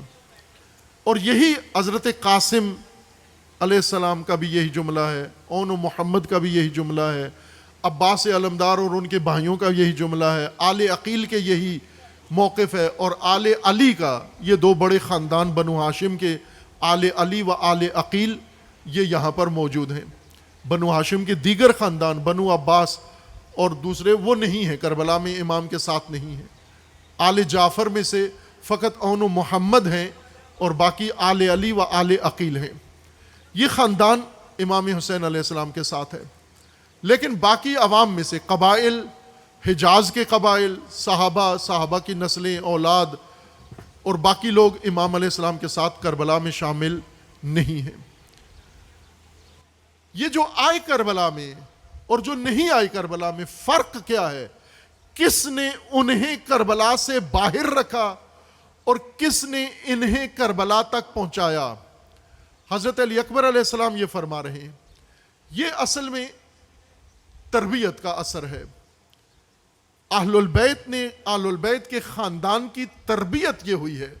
حضرت علی اکبر کی تربیت میں یہ نصاب شامل ہے: حق پرستی، حق طلبی، حق خواہی، حق پسندی، حق کی خاطر قائم ہونا، حق کے اوپر ڈٹنا، حق شناسی، یہ اہل البیت کے دینی نصاب میں شامل ہے۔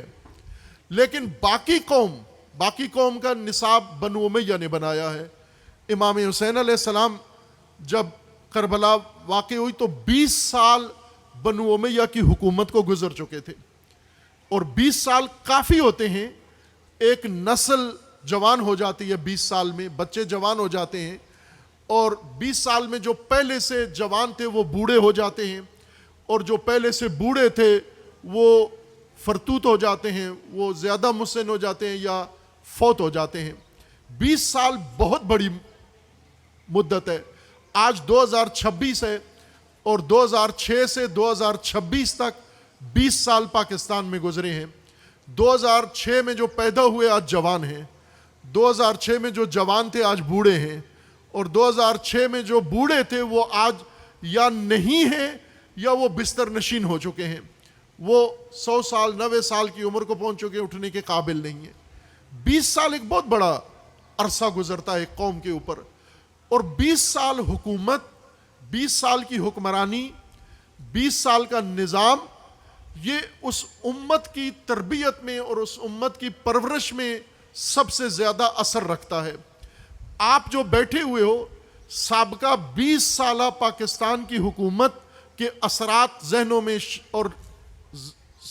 ذہنوں میں، دل میں، شخصیت پر، جسم پر، گھر میں لے کے بیٹھے ہوئے ہو۔ 2006 میں انٹرنیٹ ابھی ابتدا میں تھا، بالکل خال لوگوں کے پاس تھا، کمپیوٹر خال لوگوں کے پاس تھا، موبائل ابھی زیادہ عام نہیں ہوا تھا، اور اس وقت کی دنیا اس وقت آپ کے پاس موجود ہیں۔ 2006 اور 2001 سے جو لوگ باشعور تھے وہ آپ کو بتائیں گے کیسے تھے ہم، اس وقت کیا ہوتا تھا۔ آج کی ڈیجیٹل ٹیکنالوجی استعمال کرنے والی نسل کو نہیں پتا کہ 20 سال پہلے کیا صورتحال تھی، انہیں یہی پتا ہے جو آج ان کی صورتحال ہے۔ ٹیکنالوجی نے، میڈیا نے، حکومت نے، سیاست نے اور منبر و محراب نے جو کچھ آپ کو بنا دیا ہے، آپ وہی ہیں۔ لاشعوری طور پر ہماری شخصیت ان عوامل نے بنا دی ہے۔ اب جو امت امام حسین علیہ السلام کے زمانے میں موجود ہے، وہ امت امام کے ساتھ نہیں آتی۔ حضرت علی اکبر آتے ہیں، خاندان اہل البیت اور بنو ہاشم کے کچھ لوگ آ جاتے ہیں۔ کیوں یہ آ جاتے ہیں، وہ نہیں آتے؟ جو آئے ہیں امام حسین علیہ السلام کے ساتھ، ان میں سے ایک کو بھی امام حسین نے مجبور نہیں کیا، نہ مدینہ میں مجبور کیا، نہ مکہ میں مجبور کیا، نہ راستے میں مجبور کیا، نہ کربلا میں مجبور کیا، بلکہ کئی منزلوں پر میرے ناقص مطالعہ کے مطابق لگ بھگ 5 مرتبہ جو تاریخ میں ذکر ہوا ہے، امام حسین علیہ السلام نے کوشش کی ہے کہ بنو ہاشم جو ساتھ ہیں اور اہل البیت کے خاندان سے جو لوگ ہیں اور انصار، یہ سب کے سب اجازت دی کہ آپ چلے جائیں، آپ مجبور نہیں ہیں۔ یہی منزل ثعلبیہ میں ایک کام امام علیہ السلام نے یہی کیا۔ جب حضرت مسلم کی شہادت کی خبر پہنچی اور امام علیہ السلام کے لیے طے ہو گیا کہ اب کوفہ نہیں جانا اور کوفہ اب ہمارے ساتھ نہیں ہے، تو امام علیہ السلام نے اپنے ساتھیوں کو کہا کہ آپ میں سے جو جانا چاہے چلا جائے، اور بہت سارے چلے بھی گئے، اسی منزل ثعلبیہ سے امام سے دور ہو گئے کچھ لوگ جو راستے میں ساتھ ملے تھے، لیکن اہل البیت ساتھ رہے۔ حضرت مسلم ابن عقیل کی شہادت کی جب خبر پہنچی، سید الشہداء علیہ السلام نے آل عقیل کے جتنے جوان تھے، میں نے ایک مجلس میں ان کے نام پڑھ کے بتائے ہیں آپ کو کہ کتنی شخصیات، کتنے جوان، کتنے بزرگ آل عقیل سے امام کے ساتھ تھے۔ اور جب امام علیہ السلام کو حضرت مسلم کی شہادت کی خبر ملی تو امام نے فرمایا کہ آپ کا حق ادا ہو گیا ہے، آپ کا دین ادا ہو گیا ہے، آپ پر اب کوئی ذمہ داری نہیں بنتی، آپ یہاں سے جا سکتے ہو، آپ کی قربانی ہو گئی۔ اور آل عقیل نے اللہ کی قسم کھائی، واللہ لا نبرح، ہرگز امام کا ساتھ نہیں چھوڑیں گے جب تک ہم یا قتل نہیں ہو جاتے یا اپنے بھائی کے خون کا انتقام نہیں لے لیتے۔ اب یہ کون لوگ ہیں جنہیں مجبور نہیں کیا گیا؟ امام حسین کا ساتھ دینے کے لیے ایک فرد بھی مجبور نہیں تھا۔ امام نے اپنے بھائیوں کو، حضرت عباس کو میدان کربلا میں بار بار یہ کہا، خصوصاً جب شمر امان نامہ لے کر آیا تو امام نے اس وقت بھی کہا کہ آپ جا سکتے ہیں، شب عاشور کہا جا سکتے ہیں، روز عاشور کہا جا سکتے ہیں، ایک فرد بھی مجبور نہیں ہے۔ لیکن یہ تمام کے تمام امام کے ساتھ ہیں اور چھوڑنے کے لیے تیار نہیں۔ اور باہر سے، کوفہ سے، مکہ سے، مدینہ سے، بصرہ سے اور اطراف کی آبادیوں سے کوئی امام کے ساتھ آنے کے لیے تیار نہیں ہے۔ یہ راز سمجھیں عزیزان ایمان، اس حقیقت کو سمجھیں۔ حضرت علی اکبر کے اس کلام میں یہ حقیقت موجود ہے، یہ پردہ اٹھا رہے ہیں، یہ راز بتا رہے ہیں کہ کیوں یہ امام کے ساتھ نہیں اور کیوں وہ امام کا ساتھ چھوڑتے نہیں ہیں۔ یہ تربیت کا اثر ہے۔ کون سی تربیت؟ دو طرح کی تربیت ہوئی ہے۔ ایک تربیت دینی تربیت، مذہبی تربیت یہ ہے کہ جس میں شرعی احکام بتائے گئے ہیں، واجبات بتائے گئے ہیں، عبادتیں بتائی گئی ہیں، نماز، روزہ، وضو، تیمم بڑی دقت کے ساتھ سمجھایا گیا ہے، لیکن حق نہیں بتایا گیا، اقدار نہیں بتائی گئیں، ویلیوز نہیں بتائی گئیں، عزت پسندی نہیں بتائی گئی، ذلت سے دوری نہیں بتائی گئی، آزادی کا درس نہیں دیا گیا، صرف وضو سمجھایا گیا، تیمم سمجھایا گیا، پانی کی طہارت بتائی گئی، پانی کی قسمیں بتائی گئیں، آب مضاف یہ ہوتا ہے، آب مطلق یہ ہوتا ہے، پانی نجس ایسے ہوتا ہے، پانی پاک ایسے ہوتا ہے، اور پھر وضو کیسے ہوتا ہے، کس ہاتھ سے ہوتا ہے، کس مسح کیسے ہوتا ہے، یہ تفاصیل بتائی گئیں۔ لیکن اس پورے درس میں کہیں بھی حق، عزت، ذلت ناپذیری، ستم ستیزی، ستم کے خلاف کھڑا ہونا اور ذلت سے دور رہنا اور عزت و وقار نفس نہیں پڑھایا گیا۔ صرف نماز، روزہ، وضو، تیمم بتایا گیا، حج کے مناسک بتائے گئے، لیکن ابراہیمی سیرت نہیں بتائی گئی، بت شکنی نہیں بتائی گئی، قربانی نہیں بتائی گئی، اسماعیل ذبح کرانا نہیں بتایا گیا، اور شیطان کا مقابلہ نہیں بتایا گیا۔ صرف یہ بتایا گیا کہ آپ نے کعبے جانا ہے، احرام اس طرح باندھنا ہے، کندھا اس طرح رکھنا ہے، لب پہ یوں کرنا ہے، اور یہ سارے دقائق بتا دیے، لیکن وہ اقدار نہیں بتائیں، احکام بتائے، اقدار نہیں بتائیں۔ ایک یہ تربیت ہے کہ جس میں فقہ و احکام بتا دیے، اقدار اور ویلیوز نہیں بتائی گئیں۔ ایک اور تربیت ہے کہ جس میں حتیٰ فقہ و احکام، وضو و نماز بھی بتانے کی ضرورت نہیں ہے، بلکہ رسومات بتا دو، بلکہ شعار بتا دو، بلکہ فقط احساسات بتا دو، جذبات بتا دو، فقط یہ بتا دو کہ آپ رو لو، باقی کوئی ذمہ داری آپ پر عائد نہیں ہوتی، کوئی ویلیوز آپ کے لیے نہیں ہے، عزت آپ سوال ہی نہ اٹھاؤ، غیرت سوال ہی نہ اٹھاؤ، فقط آپ کا کام رسومات انجام دینا ہے۔ ربیع الاول آ جائے تو آپ رسول اللہ کی میلاد منا لو، جب محرم آ جائے تو سوگ کی رسومات منا لو، اور جب رمضان آ جائے تو بندگی کی رسومات منا لو۔ جب رسومات بجا لو تو آپ کو نہ روزے کی ضرورت ہے، نہ نماز کی ضرورت ہے، نہ وضو کی ضرورت ہے، نہ حج کی ضرورت ہے، بس یہ رسمیں بجا لو آپ کے لیے کافی ہے۔ ایک یہ تربیت ہے، ایک یہ دین ہے، اور ایک اہل البیت کی تربیت ہے۔ اہل البیت کے گھر سے شریعت نکلی۔ امام حسین علیہ السلام نے اپنا تعارف کروایا، میں کون ہوں؟ انا اہل بیت النبوہ، میں نبوت کے خاندان سے ہوں، میں ہاؤس آف نبوت کا فرد ہوں، رکن ہوں، میں اس گھر سے ہوں جہاں سے شریعت جہاں اتری ہے، جہاں سے شریعت نکلی ہے۔ ہم نے تمہیں حج سکھایا ہے، ہم نے تمہیں وضو و نماز سکھایا ہے، ہم نے تمہیں یہ سب کچھ سکھایا ہے جس پر ابھی قائم ہو تم۔ یہ ہماری تعلیم دی ہوئی ہے تمہارے، ہمارے خاندان سے، ہمارے نانا نے، ہمارے نبی نے، میرے بابا نے یہ تعلیم دی ہے آپ کو۔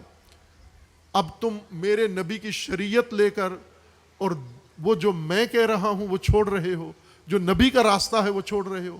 وہ کیا ہے عزیزان؟ اقدار۔ دنیا تغیرت و تنکرت۔ کہا جا سکتا ہے کہ کہاں بدلی دنیا، کہاں بگڑی دنیا؟ دنیا تو حج کر رہی ہے، نماز پڑھ رہی ہے، وضو بالکل ٹھیک ہے سب کا، پھر دنیا تغیرت و تنکرت کیسے ہے؟ دنیا بدل گئی ہے۔ امام فرماتے ہیں دنیا بدل گئی ہے، دنیا بگڑ گئی ہے۔ کیا بگڑا ہے؟ وہ جو اہل البیت کے خاندان کی تربیت میں جو نصاب شامل تھا وہ دنیا نے چھوڑ دیا ہے۔ 20 سالہ بنو امیہ کے دور میں وہ نصاب نکل گیا ہے، وہ نہیں پڑھایا گیا۔ اس لیے آج یزید کو برداشت کیا گیا، نمازیوں نے برداشت کر لیا، حاجیوں نے برداشت کر لیا، روزہ داروں نے برداشت کر لیا، نیکیاں کرنے والوں نے برداشت کر لیا، لیکن حسین نے برداشت نہیں کیا، اولاد حسین نے یزید کو برداشت نہیں کیا۔ فرق کہاں ہے؟ فرق تربیت میں ہے کہ امام کی اور اہل البیت کی تربیت میں قرآنی اصول، قرآنی ویلیوز، قرآنی اقدار اور قرآنی ارزشیں شامل ہیں، رسول اللہ کی اقدار شامل ہیں۔ یہ خاندان اقدار سے پلا بڑا ہے۔ عزیزان، آج ہم سارے مومنین سب کوشش کرتے ہیں کہ اپنی اولاد کو کربلا سے جوڑ کے رکھیں، اہل البیت سے جوڑ کے رکھیں۔ اہل البیت کے ساتھ جوڑنے کا طریقہ ہمارے پاس سب سے بڑا ذریعہ مجالس ہیں۔ یہ بہت بڑی برکت ہے، یہ مجالس بہت بڑی نعمت ہے۔ یہ مجالس اتنی بڑی فرصت ہیں، اتنا موقع ہے، اتنی اپرچونٹی ہے کہ دنیا میں کوئی اور قوم اس جیسی فرصت اور موقع نہیں رکھتی۔ اتنی خوش قسمت نہیں ہے کہ جس کو مجالس حسین جیسی برکت نصیب ہو جائے۔ یہ ہمارے پاس ہے، اور یہ تربیت کی مجالس ہیں۔ ان مجالس کے اندر آپ نے کیا بنانا ہے؟ لوگوں کو تربیت کرنی ہے، اپنے بچوں کو تربیت کرنی ہے۔ بچوں کو لائیں، مجالس میں لائیں، لیکن پہلے مجالس کو تربیتی بنا لیں، پہلے مجالس کو حسینی بنا لیں، پہلے مجالس کو حضرت علی اکبر کی تربیت کے نصاب پر لے آئیں، تاکہ مجلس میں وہی بات ہو جو امام حسین نے علی اکبر کو پڑھائی تھی، جو بتائی تھی، جو حضرت قاسم کو پڑھائی تھی، اور پڑھ کر مجلس سن کر آپ کا بیٹا کیا کہے؟ آپ کا بیٹا فقط حضرت علی اکبر والی بات کرے، کیا کہے؟ افلسنا علی الحق، کیا بابا ہم حق پر نہیں ہیں؟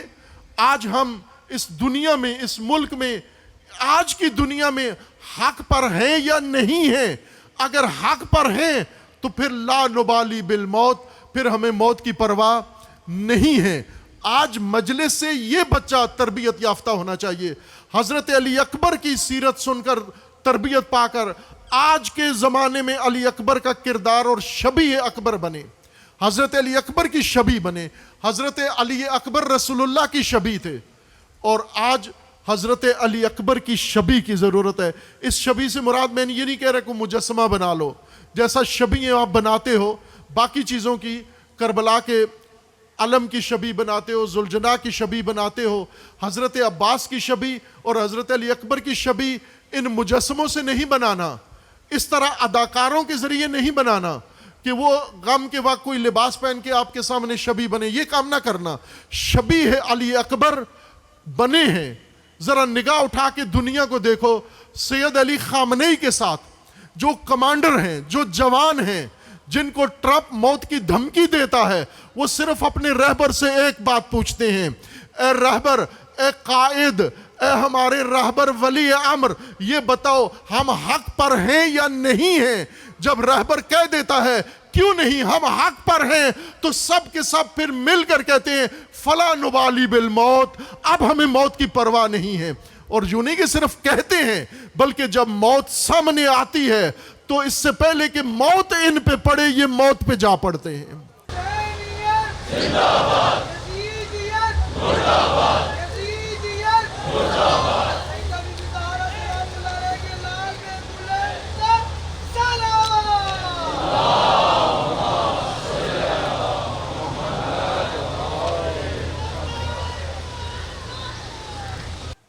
یہ پیچھے جمعیت بڑی پرجوش ہے، شعار بھی دے رہے ہیں، لیکن آواز آگے نہیں پہنچ رہی۔ اگر ساری جمعیت جو شعار دینا ہے مل کے اگر شعار دیں تاکہ یہ اعلان ہو جائے، آج ماڈلٹن لاہور سے اعلان ہو جائے کہ حضرت علی اکبر کی تربیت پانے والے، لینے والے صرف لبنان، فلسطین اور ایران میں نہیں بلکہ پاکستان میں بھی موجود ہیں، یہ بھی موجود ہیں، اور ان کی تربیت میں سیرت حضرت علی اکبر موجود ہے، اور ان کا نعرہ بھی یہی ہے۔ یہ فقط وہ نہیں، رسوماتی نہیں ہے کہ رسم اذان ہو، پھر اس کے بعد رسم ماتم ہو اور رسم گریہ ہو۔ حضرت علی اکبر کی اذان بھی ہے، اس اذان کے بعد نماز ہے، اس اذان کے بعد ہم رسم بجا لاتے ہیں۔ لیکن حضرت علی اکبر نے بابا کو کیا کہا؟ یہ نہیں کہا کہ بابا اذان مجھ سے دلوانا، سحر کی اذان میں دوں گا، اور پھر جب میں اذان دوں گا بابا تو آپ اور اہل البیت بیٹھ کے روتے رہنا۔ یہ نہیں حضرت علی اکبر نے کہا۔ حضرت علی اکبر نے بابا سے کہا، بابا آپ رو رہے ہیں، آپ کو موت کا پیغام ہاتف غیبی نے دیا ہے، موت ہماری طرف آ رہی ہے، ہم موت کی طرف جا رہے ہیں، تو بابا یہ بتائیے ہم حق پر ہیں؟ سید الشہداء نے فرمایا ہم حق پر ہیں۔ پھر حضرت علی اکبر نے کیا فرمایا؟ فَإِذَنْ لَا نُبَالِي بِالْمَوْتِ، یہ آج کے جوان کا شعار ہونا چاہیے، یہ آج کے جوان کا نعرہ ہونا چاہیے، اِذَنْ لَا نُبَالِي بِالْمَوْتِ۔ سب مل کر میں کہوں گا، آپ بھی حضرت علی اکبر کا یہ جملہ تکرار کرو اور اس پر عمل کرنا ہے انشاءاللہ۔ لا نبالی بالموت، لا نبالی بالموت، اس کو آپ نے شعار بنانا ہے، اس کو نوحہ بناؤ۔ بنایا ہے، بہت خوبصورت نوحہ ہے، مجھے بہت پسند ہے۔ چند نوحے جو ہمارے نوحہ خانوں نے لکھے اور پڑھے ہیں، ان میں سے ایک بہت عظیم اور بلند مضمون والا نوحہ، ہم موت پہ ہوں یا موت ہم پر۔ اس بات سے بابا ڈرنا کیا، ہمیں یاد ہے فرما اکبر کا۔ خدا رحمت کرے اور اجر دے جس نے لکھا ہے اور جس نے پڑھا ہے یہ نوحہ۔ ہم موت پہ ہوں یا موت ہم پر، یہ تربیت ہے عزیزان من۔ حضرت علی اکبر نے بابا کے سامنے جو اظہار کیا، یہ تربیت ہے۔ خاندان رسول کا نصاب اور ہے، امت کا نصاب اور ہے۔ امت کا نصاب بنو امیہ نے بنایا ہے، اہل البیت کا نصاب اہل البیت نے بنایا ہے۔ اب بنو امیہ کے تعلیم یافتہ حج پہ موجود ہیں، کوفہ میں موجود ہیں، مکہ میں موجود ہیں، مدینہ میں موجود ہیں، حجاز میں موجود ہیں، لیکن کوئی بھی نہ امام کی بات سنتا ہے نہ امام کا ساتھ دیتا ہے۔ انہیں تعجب ہوتا ہے امام پر کہ آپ کیوں نکلے ہو، سمجھاتے ہیں امام کو آپ کیوں نکلے ہو، اور امام دیکھ کے حیرت ہوتی ہے ان کے اوپر کہ اتنا جلدی 50 سال میں سب کچھ بھول گئے۔ کیا دیکھتے نہیں کہ حق پر عمل نہیں ہو رہا؟ کیا دیکھتے نہیں کہ حق پائمال ہو رہا ہے؟ کیا دیکھتے نہیں کہ حق ناحق ہو رہا ہے، حق غصب ہو رہا ہے، حق کے اوپر عمل نہیں ہو رہا؟ یہ کافی ہے۔ امام کو تعجب ہے ان کے اوپر، اور یہ تعجب کر رہے ہیں امام کے اوپر کہ آپ کیوں اٹھے ہو۔ فرق تربیت کا نکلتا ہے عزیزان۔ اب ہم ہیں اور یہ عزا ہے، یہ رسم بناؤ، رسم عزا، رسم عزا، رسم گریہ، رسم ماتم اگر کر کے فارغ ہو جاؤ گے تو حق آج بھی پائمال ہوتا رہے گا، حق آج بھی مٹ جائے گا، ट्रंप आज भी दुनिया पे छा जाएगा, नेतन्याहू आज भी मुस्लिम कुशी करेगा, लेकिन अगर रस्म के अलावा अहलुल बैत और करबला में, मकतब करबला में आकर और इमाम हुसैन से करबला समझो, तो इमाम हुसैन आपको बताएंगे कि ये नमाज रोजे उस वक्त फायदा देंगे कि जब हक कायम करो, हक पर कायम हो जाओ, और हक पर जब आंच आए तो हक बचाने के लिए जान दे दो। ये एक तरबियत है, ये एक मजलिस है इमाम हुसैन की। अब आपका इंतखाब है कौन सी मजलिस, कौन सी तरबियत अपने बच्चों को देनी है। वो जो रो के घर चले जाएं, या वो जो हजरत अली अकबर की तरह मौत से पंजा आजमा हो जाएं, मौत से आंखें लगाएं, मौत को चैलेंज करें। मौत हम पे पड़े या हम मौत पर, इससे क्या फर्क पड़ता है। और इससे पहले कि मौत हम पे आ पड़े, मौत कब पड़ती है? अगर आप घर में बैठे रहो, अगर आप खेमे में बैठे रहो, अगर आप इबादतगाह में, मस्जिद में, इमाम बारगाह में बैठे रहो, अगर आप काबे में बैठे रहो, अगर आप मक्का मदीना में बैठे रहो, अगर घर में बैठे रहो, आपके ड्राइंग रूम में अगर मौत आई आपको, तो मौत आप पे पड़ी है आकर। लेकिन अगर आप मैदान में आ जाओ और मैदान में आकर आप दुश्मन पे टूट पड़ो, आप दुश्मन पे हमलावर हो जाओ। आप करबला में नहीं पढ़ा आपने कि करबला में किसी भी शहीद के मुकाबले में दुश्मन ने आकर वार किया हो करबला के शुहदा पर, बल्कि जो जंग बच्चे ने की है, बड़े ने की है, या किसी जंगजू ने की है, सब टूट पड़े हैं। हमला किया है दुश्मन के ऊपर, यानी मौत पर हमला किया है। मौत के इंतजार में अपने खेमे में नहीं बैठे रहे, बल्कि निकलकर, ज़िरा पहनकर, नेजा लेकर, तलवार लेकर मौत पे टूट पड़े जाकर। और मौत पे जब हमला किया तो अगरचे अपना जिस्म कट गया, टुकड़े टुकड़े हो गया, लेकिन शिकस्त मौत को हो गई। शिकस्त शहीद को नहीं हुई, शिकस्त अली अकबर को नहीं हुई, शिकस्त मौला अब्बास को नहीं हुई, शिकस्त इमाम हुसैन को नहीं हुई, बल्कि शिकस्त मौत को हो गई। और मौत का डरावा देने वालों को हो गई। मौत उनको हो गई जो बज़ाहिर ये समझ रहे थे कि हमने इनको मार दिया है, अब हम कामयाब हैं। लेकिन सैयदुश शुहदा ने मौत को मार कर, मौत मरती कब है? उससे मरती है जिसके दिल से मौत का डर निकल जाए। जो मौत से डरता हो वो मैदान में नहीं होता, वो मर्द मैदान नहीं होता, वो मर्द रसूमात होता है, वो मर्द इबादात होता है। खौफज़दा व बुज़दिल वो मक्का में ही रहता है, वो मदीना में ही रहता है, वो कूफा में रहता है। कूफा वालों ने एक एक्टिंग की, अदाकारी की, एक्टिंग की कि हज़रत मुस्लिम गए, पहले इमाम को ख़त लिखे, चूँकि उन्होंने अपने ज़हन के मुताबिक कि यजीद बदनाम है, यजीद कामयाब नहीं होगा, यजीद कमज़ोर है, और अब हालात बदल गए हैं, लिहाजा हम उठेंगे और बहुत जल्दी ही कूफा पर और फिर कूफा से बाहर निकल के बाकी इलाकों पर कब्ज़ा करते जाएंगे, माल गनीमत जमा करते जाएंगे। ये सोच थी उनकी, ये प्लानिंग थी उनकी। इसके मुताबिक जमा हुए, ख़त लिखे, फिर इन्होंने मुसल्ला हुए, लश्कर बनाए, बैयत की। लेकिन जब मामला पलट गया, उबैदुल्लाह कूफा में आ गया, कहानी बदल गई। अब ये एक्टिंग जो कर रहे थे, बहादुर होने की एक्टिंग, शुजा होने की एक्टिंग, इनकलाबी होने की एक्टिंग, इमाम का साथी होने की एक्टिंग, शिया होने की एक्टिंग कर रहे थे। शिया होने की एक्टिंग करते, एक्टर थे वो शिया नहीं थे, वो शिया होने की एक्टिंग कर रहे थे। और एक्टर को जल्दी ही पता चलता है। आज भी आप देख लो, एक्टर जहां पर थिएटर कर रहे होते हैं तो उधर से पुलिस का छापा पड़ता है, तो सबसे पहले एक्टर भाग जाते हैं वहां से, सबसे पहले वो भाग जाते हैं। ये कूफा के एक्टर जो तशय्यो का एक्टिंग कर रहे थे और एक्टिंग के रूप में आकर, जज्बात में आकर आए, जब काया पलटी, उबैदुल्लाह अकेला कूफा में दाखिल हुआ, फौज के बगैर, सिपाह के बगैर, गार्ड के बगैर, मुहाफिजों के बगैर, 18,000 मुसल्ला कूफियों के अंदर एक शामी, एक यजीदी आया गैर मुसल्ला होकर, साथियों के बगैर, मुंह पे निकाब चढ़ा के, और जब उसने निकाब हटाया, ये 18,000 लरजने लगे, ये मुसल्ला लरजने लगे। अगर ये जंगजू होते, अगर ये बहादुर होते, اگر یہ غیرت مند ہوتے، اگر یہ واقعاً اہل البیت کی تربیت یافتہ ہوتے تو یہ حضرت مسلم کی طرح کھڑے رہتے، حضرت مسلم کو تنہا نہ کر دیتے۔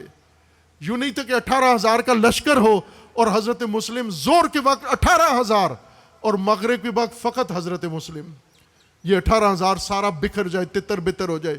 چھاپا پڑ گیا ان پر، چھاپا پڑا، سارے بھاگ گئے، ایکٹر بھاگ گئے۔ یہاں میدان میں کون کھڑا ہوتا ہے عزیزان من؟ ایکٹنگ کرنے والے نہیں کھڑے ہوتے، تاجر نہیں کھڑے ہوتے۔ یہ تربیت کربلائی، حضرت علی اکبر کی تربیت جو ایران نے کی، رہبر نے کی، مجاہدین کی، اپنے مجاہدوں کی، جنہوں نے آج سیرت علی اکبر کے ذریعے ایران بچایا، اتنا وقار بلند کیا، عالم اسلام کا سر فخر سے بلند کر دیا، آج کے یزید کو نابود و ذلیل کر دیا۔ یہ سب کربلا کا نتیجہ ہے۔ امام راحل کا فرمانا تھا ما ہرچ داریم السید الشہداء داریم، ہمارے پاس جو کچھ بھی ہے سید الشہداء کی وجہ سے ہے۔ یہ تربیت سید الشہداء کی ہے، یہ حضرت علی اکبر والی تربیت ہے کہ موت دیکھ کے بھاگنا نہیں بلکہ موت دیکھ کے موت پہ ٹوٹ پڑنا ہے۔ اور آج یزید بھی حیران ہوا کہ ہم انہیں مارتے ہیں اور موت سے ڈراتے ہیں، ایک مرتا ہے 10 آ کے کھڑے ہو جاتے ہیں۔ آپ نے دیکھا موت سے کوئی فرق پڑا؟ کمانڈر مر گیا، کمانڈر ان چیف مر گیا، دوسرا بنایا وہ مر گیا، تیسرا بنایا وہ مر گیا، ایک لائن لگی ہوئی ہے اور یہ ڈرتے نہیں ہیں، پیچھے نہیں ہٹتے۔ کیوں؟ یہ روح علی اکبر ان کے اندر موجود ہے، یہ رسم نہیں۔ انہوں نے کربلا تاجروں سے نہیں سنی، دو طبقوں نے امت سے روح نکالی، ایک حکمرانوں نے، اقتدار پرست حکمران اور مال پرست، جن کو قرآن نے کہا لا تشتروا بآیاتی ثمنا قلیلا، دین فروش ذاکر خطیب اور علماء، اقتدار پرست سیاستدان، اقتدار پرست حکمران اور دین فروش اہل منبر، اصل یہ ہیں جنہوں نے امام حسین علیہ السلام سے امت کو دور کیا، لوگوں کو دور کیا۔ اقتدار پرست لوگ اور دین فروش، دین فروشوں نے دین ایسا بتایا کہ جس میں حق کی حمایت، حق پر قیام، حق کا دفاع، حق کی خاطر جان دینا ان دین فروشوں نے بتایا ہی نہیں تھا، صرف احکام بتائے اور رسومات اور گھر چلے گئے۔ اور آج بھی یہ ٹریجڈی موجود ہے عزیزان من۔ ایران کے عزادار اور باقی دنیا کے عزاداروں میں فرق دیکھو۔ ایران کا عزادار حضرت علی اکبر کی تعلیم اس نے دین فروش ذاکروں سے، دین فروش علماء سے نہیں لی، بلکہ رہبر انقلاب شناس امام خمینی سے کربلا سمجھی، امام خامنئی سے کربلا سمجھی، اور ان مجاہدین سے کربلا سمجھی، شہید مطہری سے کربلا سمجھی، اور ان بڑے بڑے جید علماء، مجاہد علماء سے کربلا کو سمجھا۔ اور انہوں نے کربلا میں یہ نہیں بتایا، دین فروشی نہیں کی کہ رسم بجا لو پھر اس کے بعد تمہیں کچھ بھی کرنے کی ضرورت نہیں، بلکہ بتایا کہ جب علی اکبر کے نام پر آئے ہو تو پھر میدان چھوڑنا نہیں، جب تک علی اکبر کے عمل کو دہرا نہ لو، تکرار نہ کر لو، جب تک موت سے پنجہ آزمائی نہ کر لو، اس وقت تک میدان چھوڑنا نہیں۔ آپ دیکھا اپنی آنکھوں سے کربلا برپا ہوئی، حضرت علی اکبر کا کردار دیکھا آپ نے، زندہ دیکھا، لائیو دیکھا، ساری دنیا نے دیکھا۔ عزیزان من، یہ دو طبقے ہیں جنہوں نے دین میں تحریف کر کے ویلیوز کو نکال دیا، اقدار کو نکال دیا۔ امام حسین علیہ السلام نے فرمایا کہ میرے لیے سب سے زیادہ ننگ و عار ظالموں کے ساتھ زندگی گزارنا ہے۔ اب ہمیں تعلیم دی گئی کہ ظالموں کے ساتھ زندگی گزارنے کا ڈھنگ سیکھو، طریقہ سیکھو، ظالموں کے ساتھ سمجھوتا کرو، ظالموں کا حصہ بن جاؤ، ظلم میں اپنا حصہ مانگو۔ یہ تربیت کہاں اور وہ تربیت کہاں؟ امام حسین علیہ السلام نے فرمایا کہ انہوں نے مجھے عزت اور ذلت کے دو راہے پہ لا کر کھڑا کر دیا ہے۔ امام نے فرمایا ہے ہاتھ من الذلہ، میں جان دے سکتا ہوں، ذلت قبول نہیں کر سکتا۔ یہ تعلیم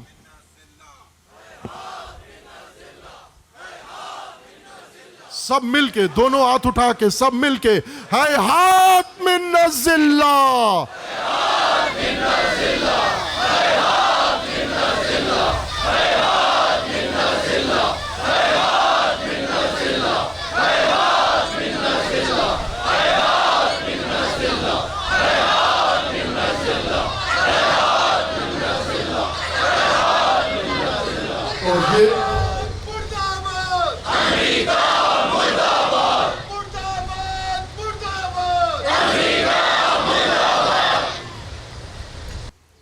یہ کربلا ہے، یہ حضرت علی اکبر کی کربلا ہے، یہ امام حسین علیہ السلام کی کربلا ہے،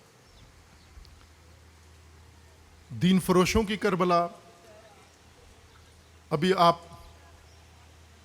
کرو، مومنین کو کرنا چاہیے یہ کام کہ کربلا محرم، 10 دن کا محرم اور 40 روزہ محرم اور 2.5 ماہ کا محرم، 3 محرم کے ایام ہیں۔ ایک محرم 10 محرم کو ختم ہو جائے گا اکثریت کا، ایک کا چیلم تک جاری رہے گا، چیلم پہ ختم ہو جائے گا، اور ایک کا 8 ربیع الاول تک جاری رہتا ہے، تقریباً 2.25 مہینے 2.5 مہینے محرم کرتے ہیں۔ اس محرم میں آپ محرم کا آؤٹ پٹ دیکھیں کیا نکلے گا۔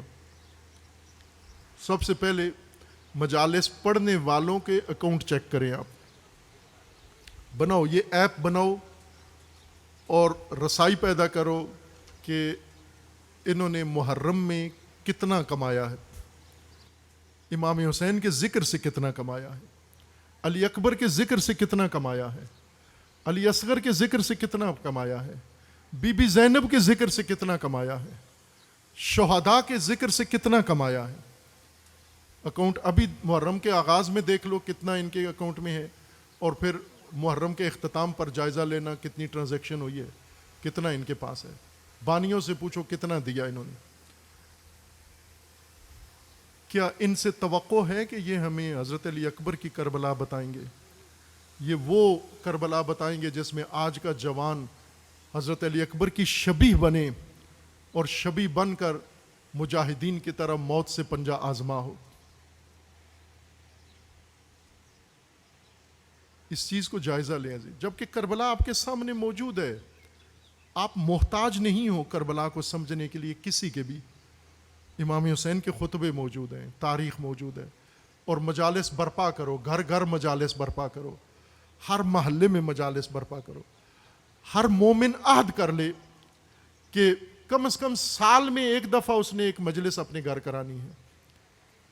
کسی پیشہ ور کو نہ بلاؤ، خود پڑھو، میڈیا سے ایک مجلس ڈاؤن لوڈ کر کے وہاں چلا دو، سنا لو، کتاب کھول کے پڑھ دو، کسی اور مومن کو کہو کہ آپ پڑھیں، اور عہد کرو کہ کمرشل مجلس نہیں کرانی، تجارتی مجلس نہیں کرانی، رینٹل مجلس نہیں کرانی۔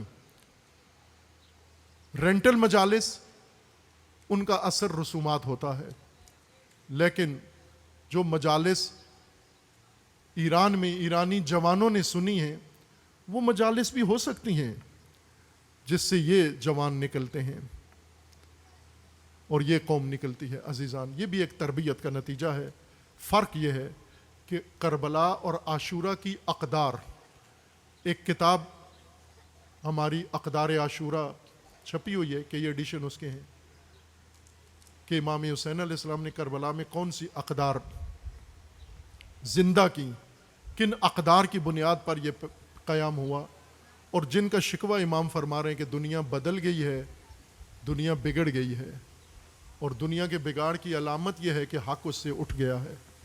عزیزان، یہ اقدار عاشورہ، اقدار امام حسین، ان کو آپ خود تلاش کرو، پڑھو۔ میڈیا کا دور ہے، میڈیا کی سہولت ہے، آپ تلاش کرو، اور کوئی نہیں تو اے آئی آپ کو مفت میں اقدار عاشورہ نکال کے مجلس پوری دے دے گا۔ اے آئی سے پوچھ لو، آپ ایک منحرف تاجر سے جو صرف اگر اس کو مجلس کے دوران جب مجلس بہت اوج پہ ہو اس کو چٹ لکھ کے دے دو کہ اس مجلس کے پیسے نہیں ہیں، پھر آپ اس کا ری ایکشن دیکھو وہ کیا کرتا ہے مائک کے اوپر۔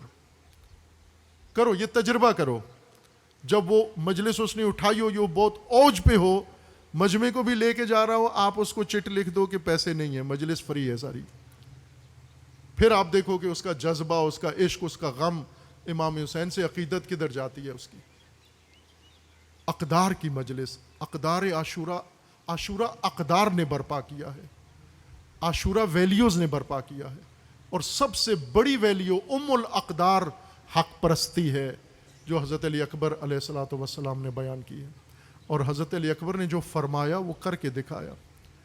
میں ایک مجلس میں کہا ہے کہ حضرت علی اکبر علیہ السلام کے اس پورے سفر میں اور پوری زندگی میں حضرت علی اکبر کے اقوال، خطبے اور باتیں بہت کم ہیں، بہت قلیل ہیں۔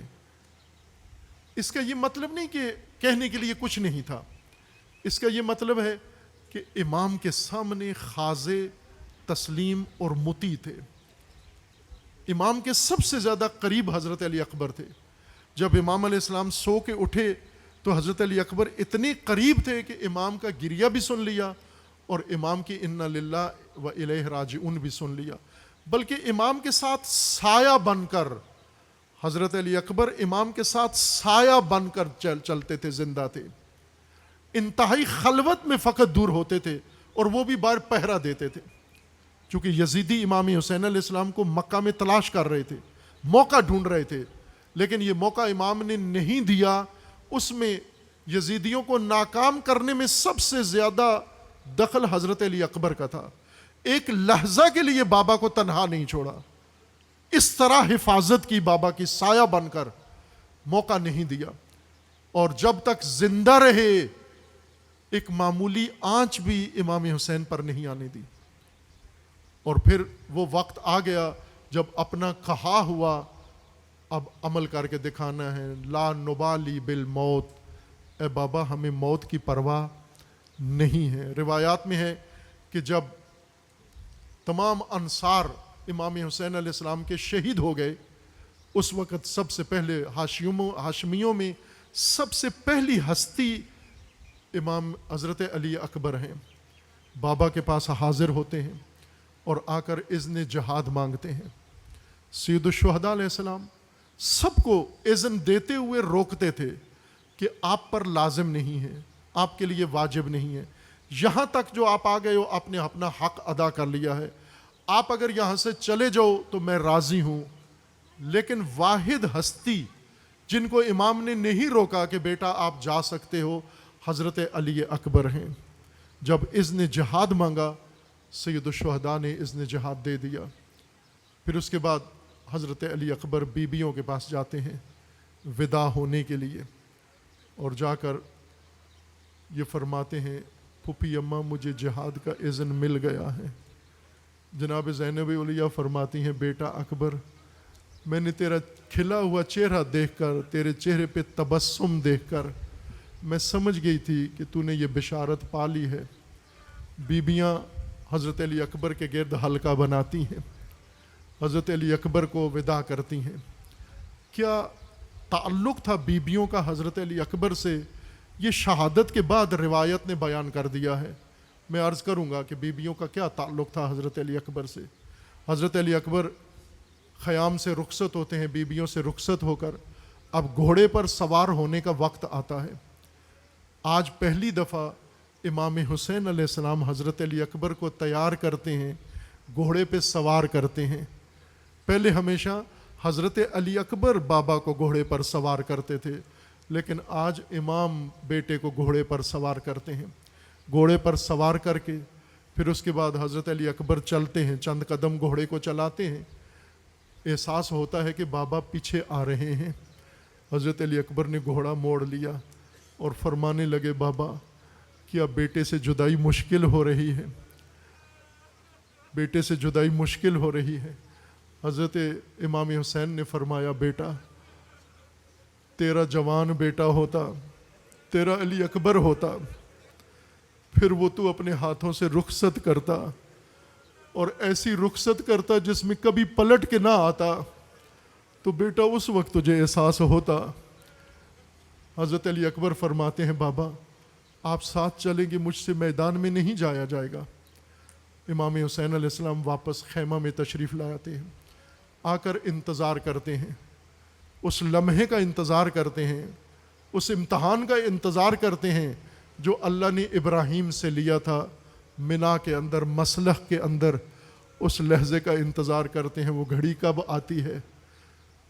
امام حسین علیہ السلام انتظار میں ہیں، اتنے میں حضرت علی اکبر میدان سے واپس خیمے کی طرف جنگ کے بعد آ جاتے ہیں اور آ کر بابا کی خدمت میں حاضر ہو کر بابا سے عرض کرتے ہیں بابا دھوپ بہت سخت ہے، گرمی کی تمازت ہے، یہ لباس جنگی لوہے کا ہے، گرم ہو گیا ہے، یہ لوہے کا خود گرم ہو گیا ہے، یہ زرہ گرم ہو گئی ہے، بابا گلا خشک ہو گیا ہے، جنگ کرنے میں مشکل پیش آ رہی ہے، میں علی کا پوتا ہوں، میں علی کی جنگ کرنا چاہتا ہوں بابا، لیکن پیاس مانے بن رہی ہے، اگر 2 گھونٹ پانی مل جائے بابا جنگ کا فیصلہ کر دوں گا۔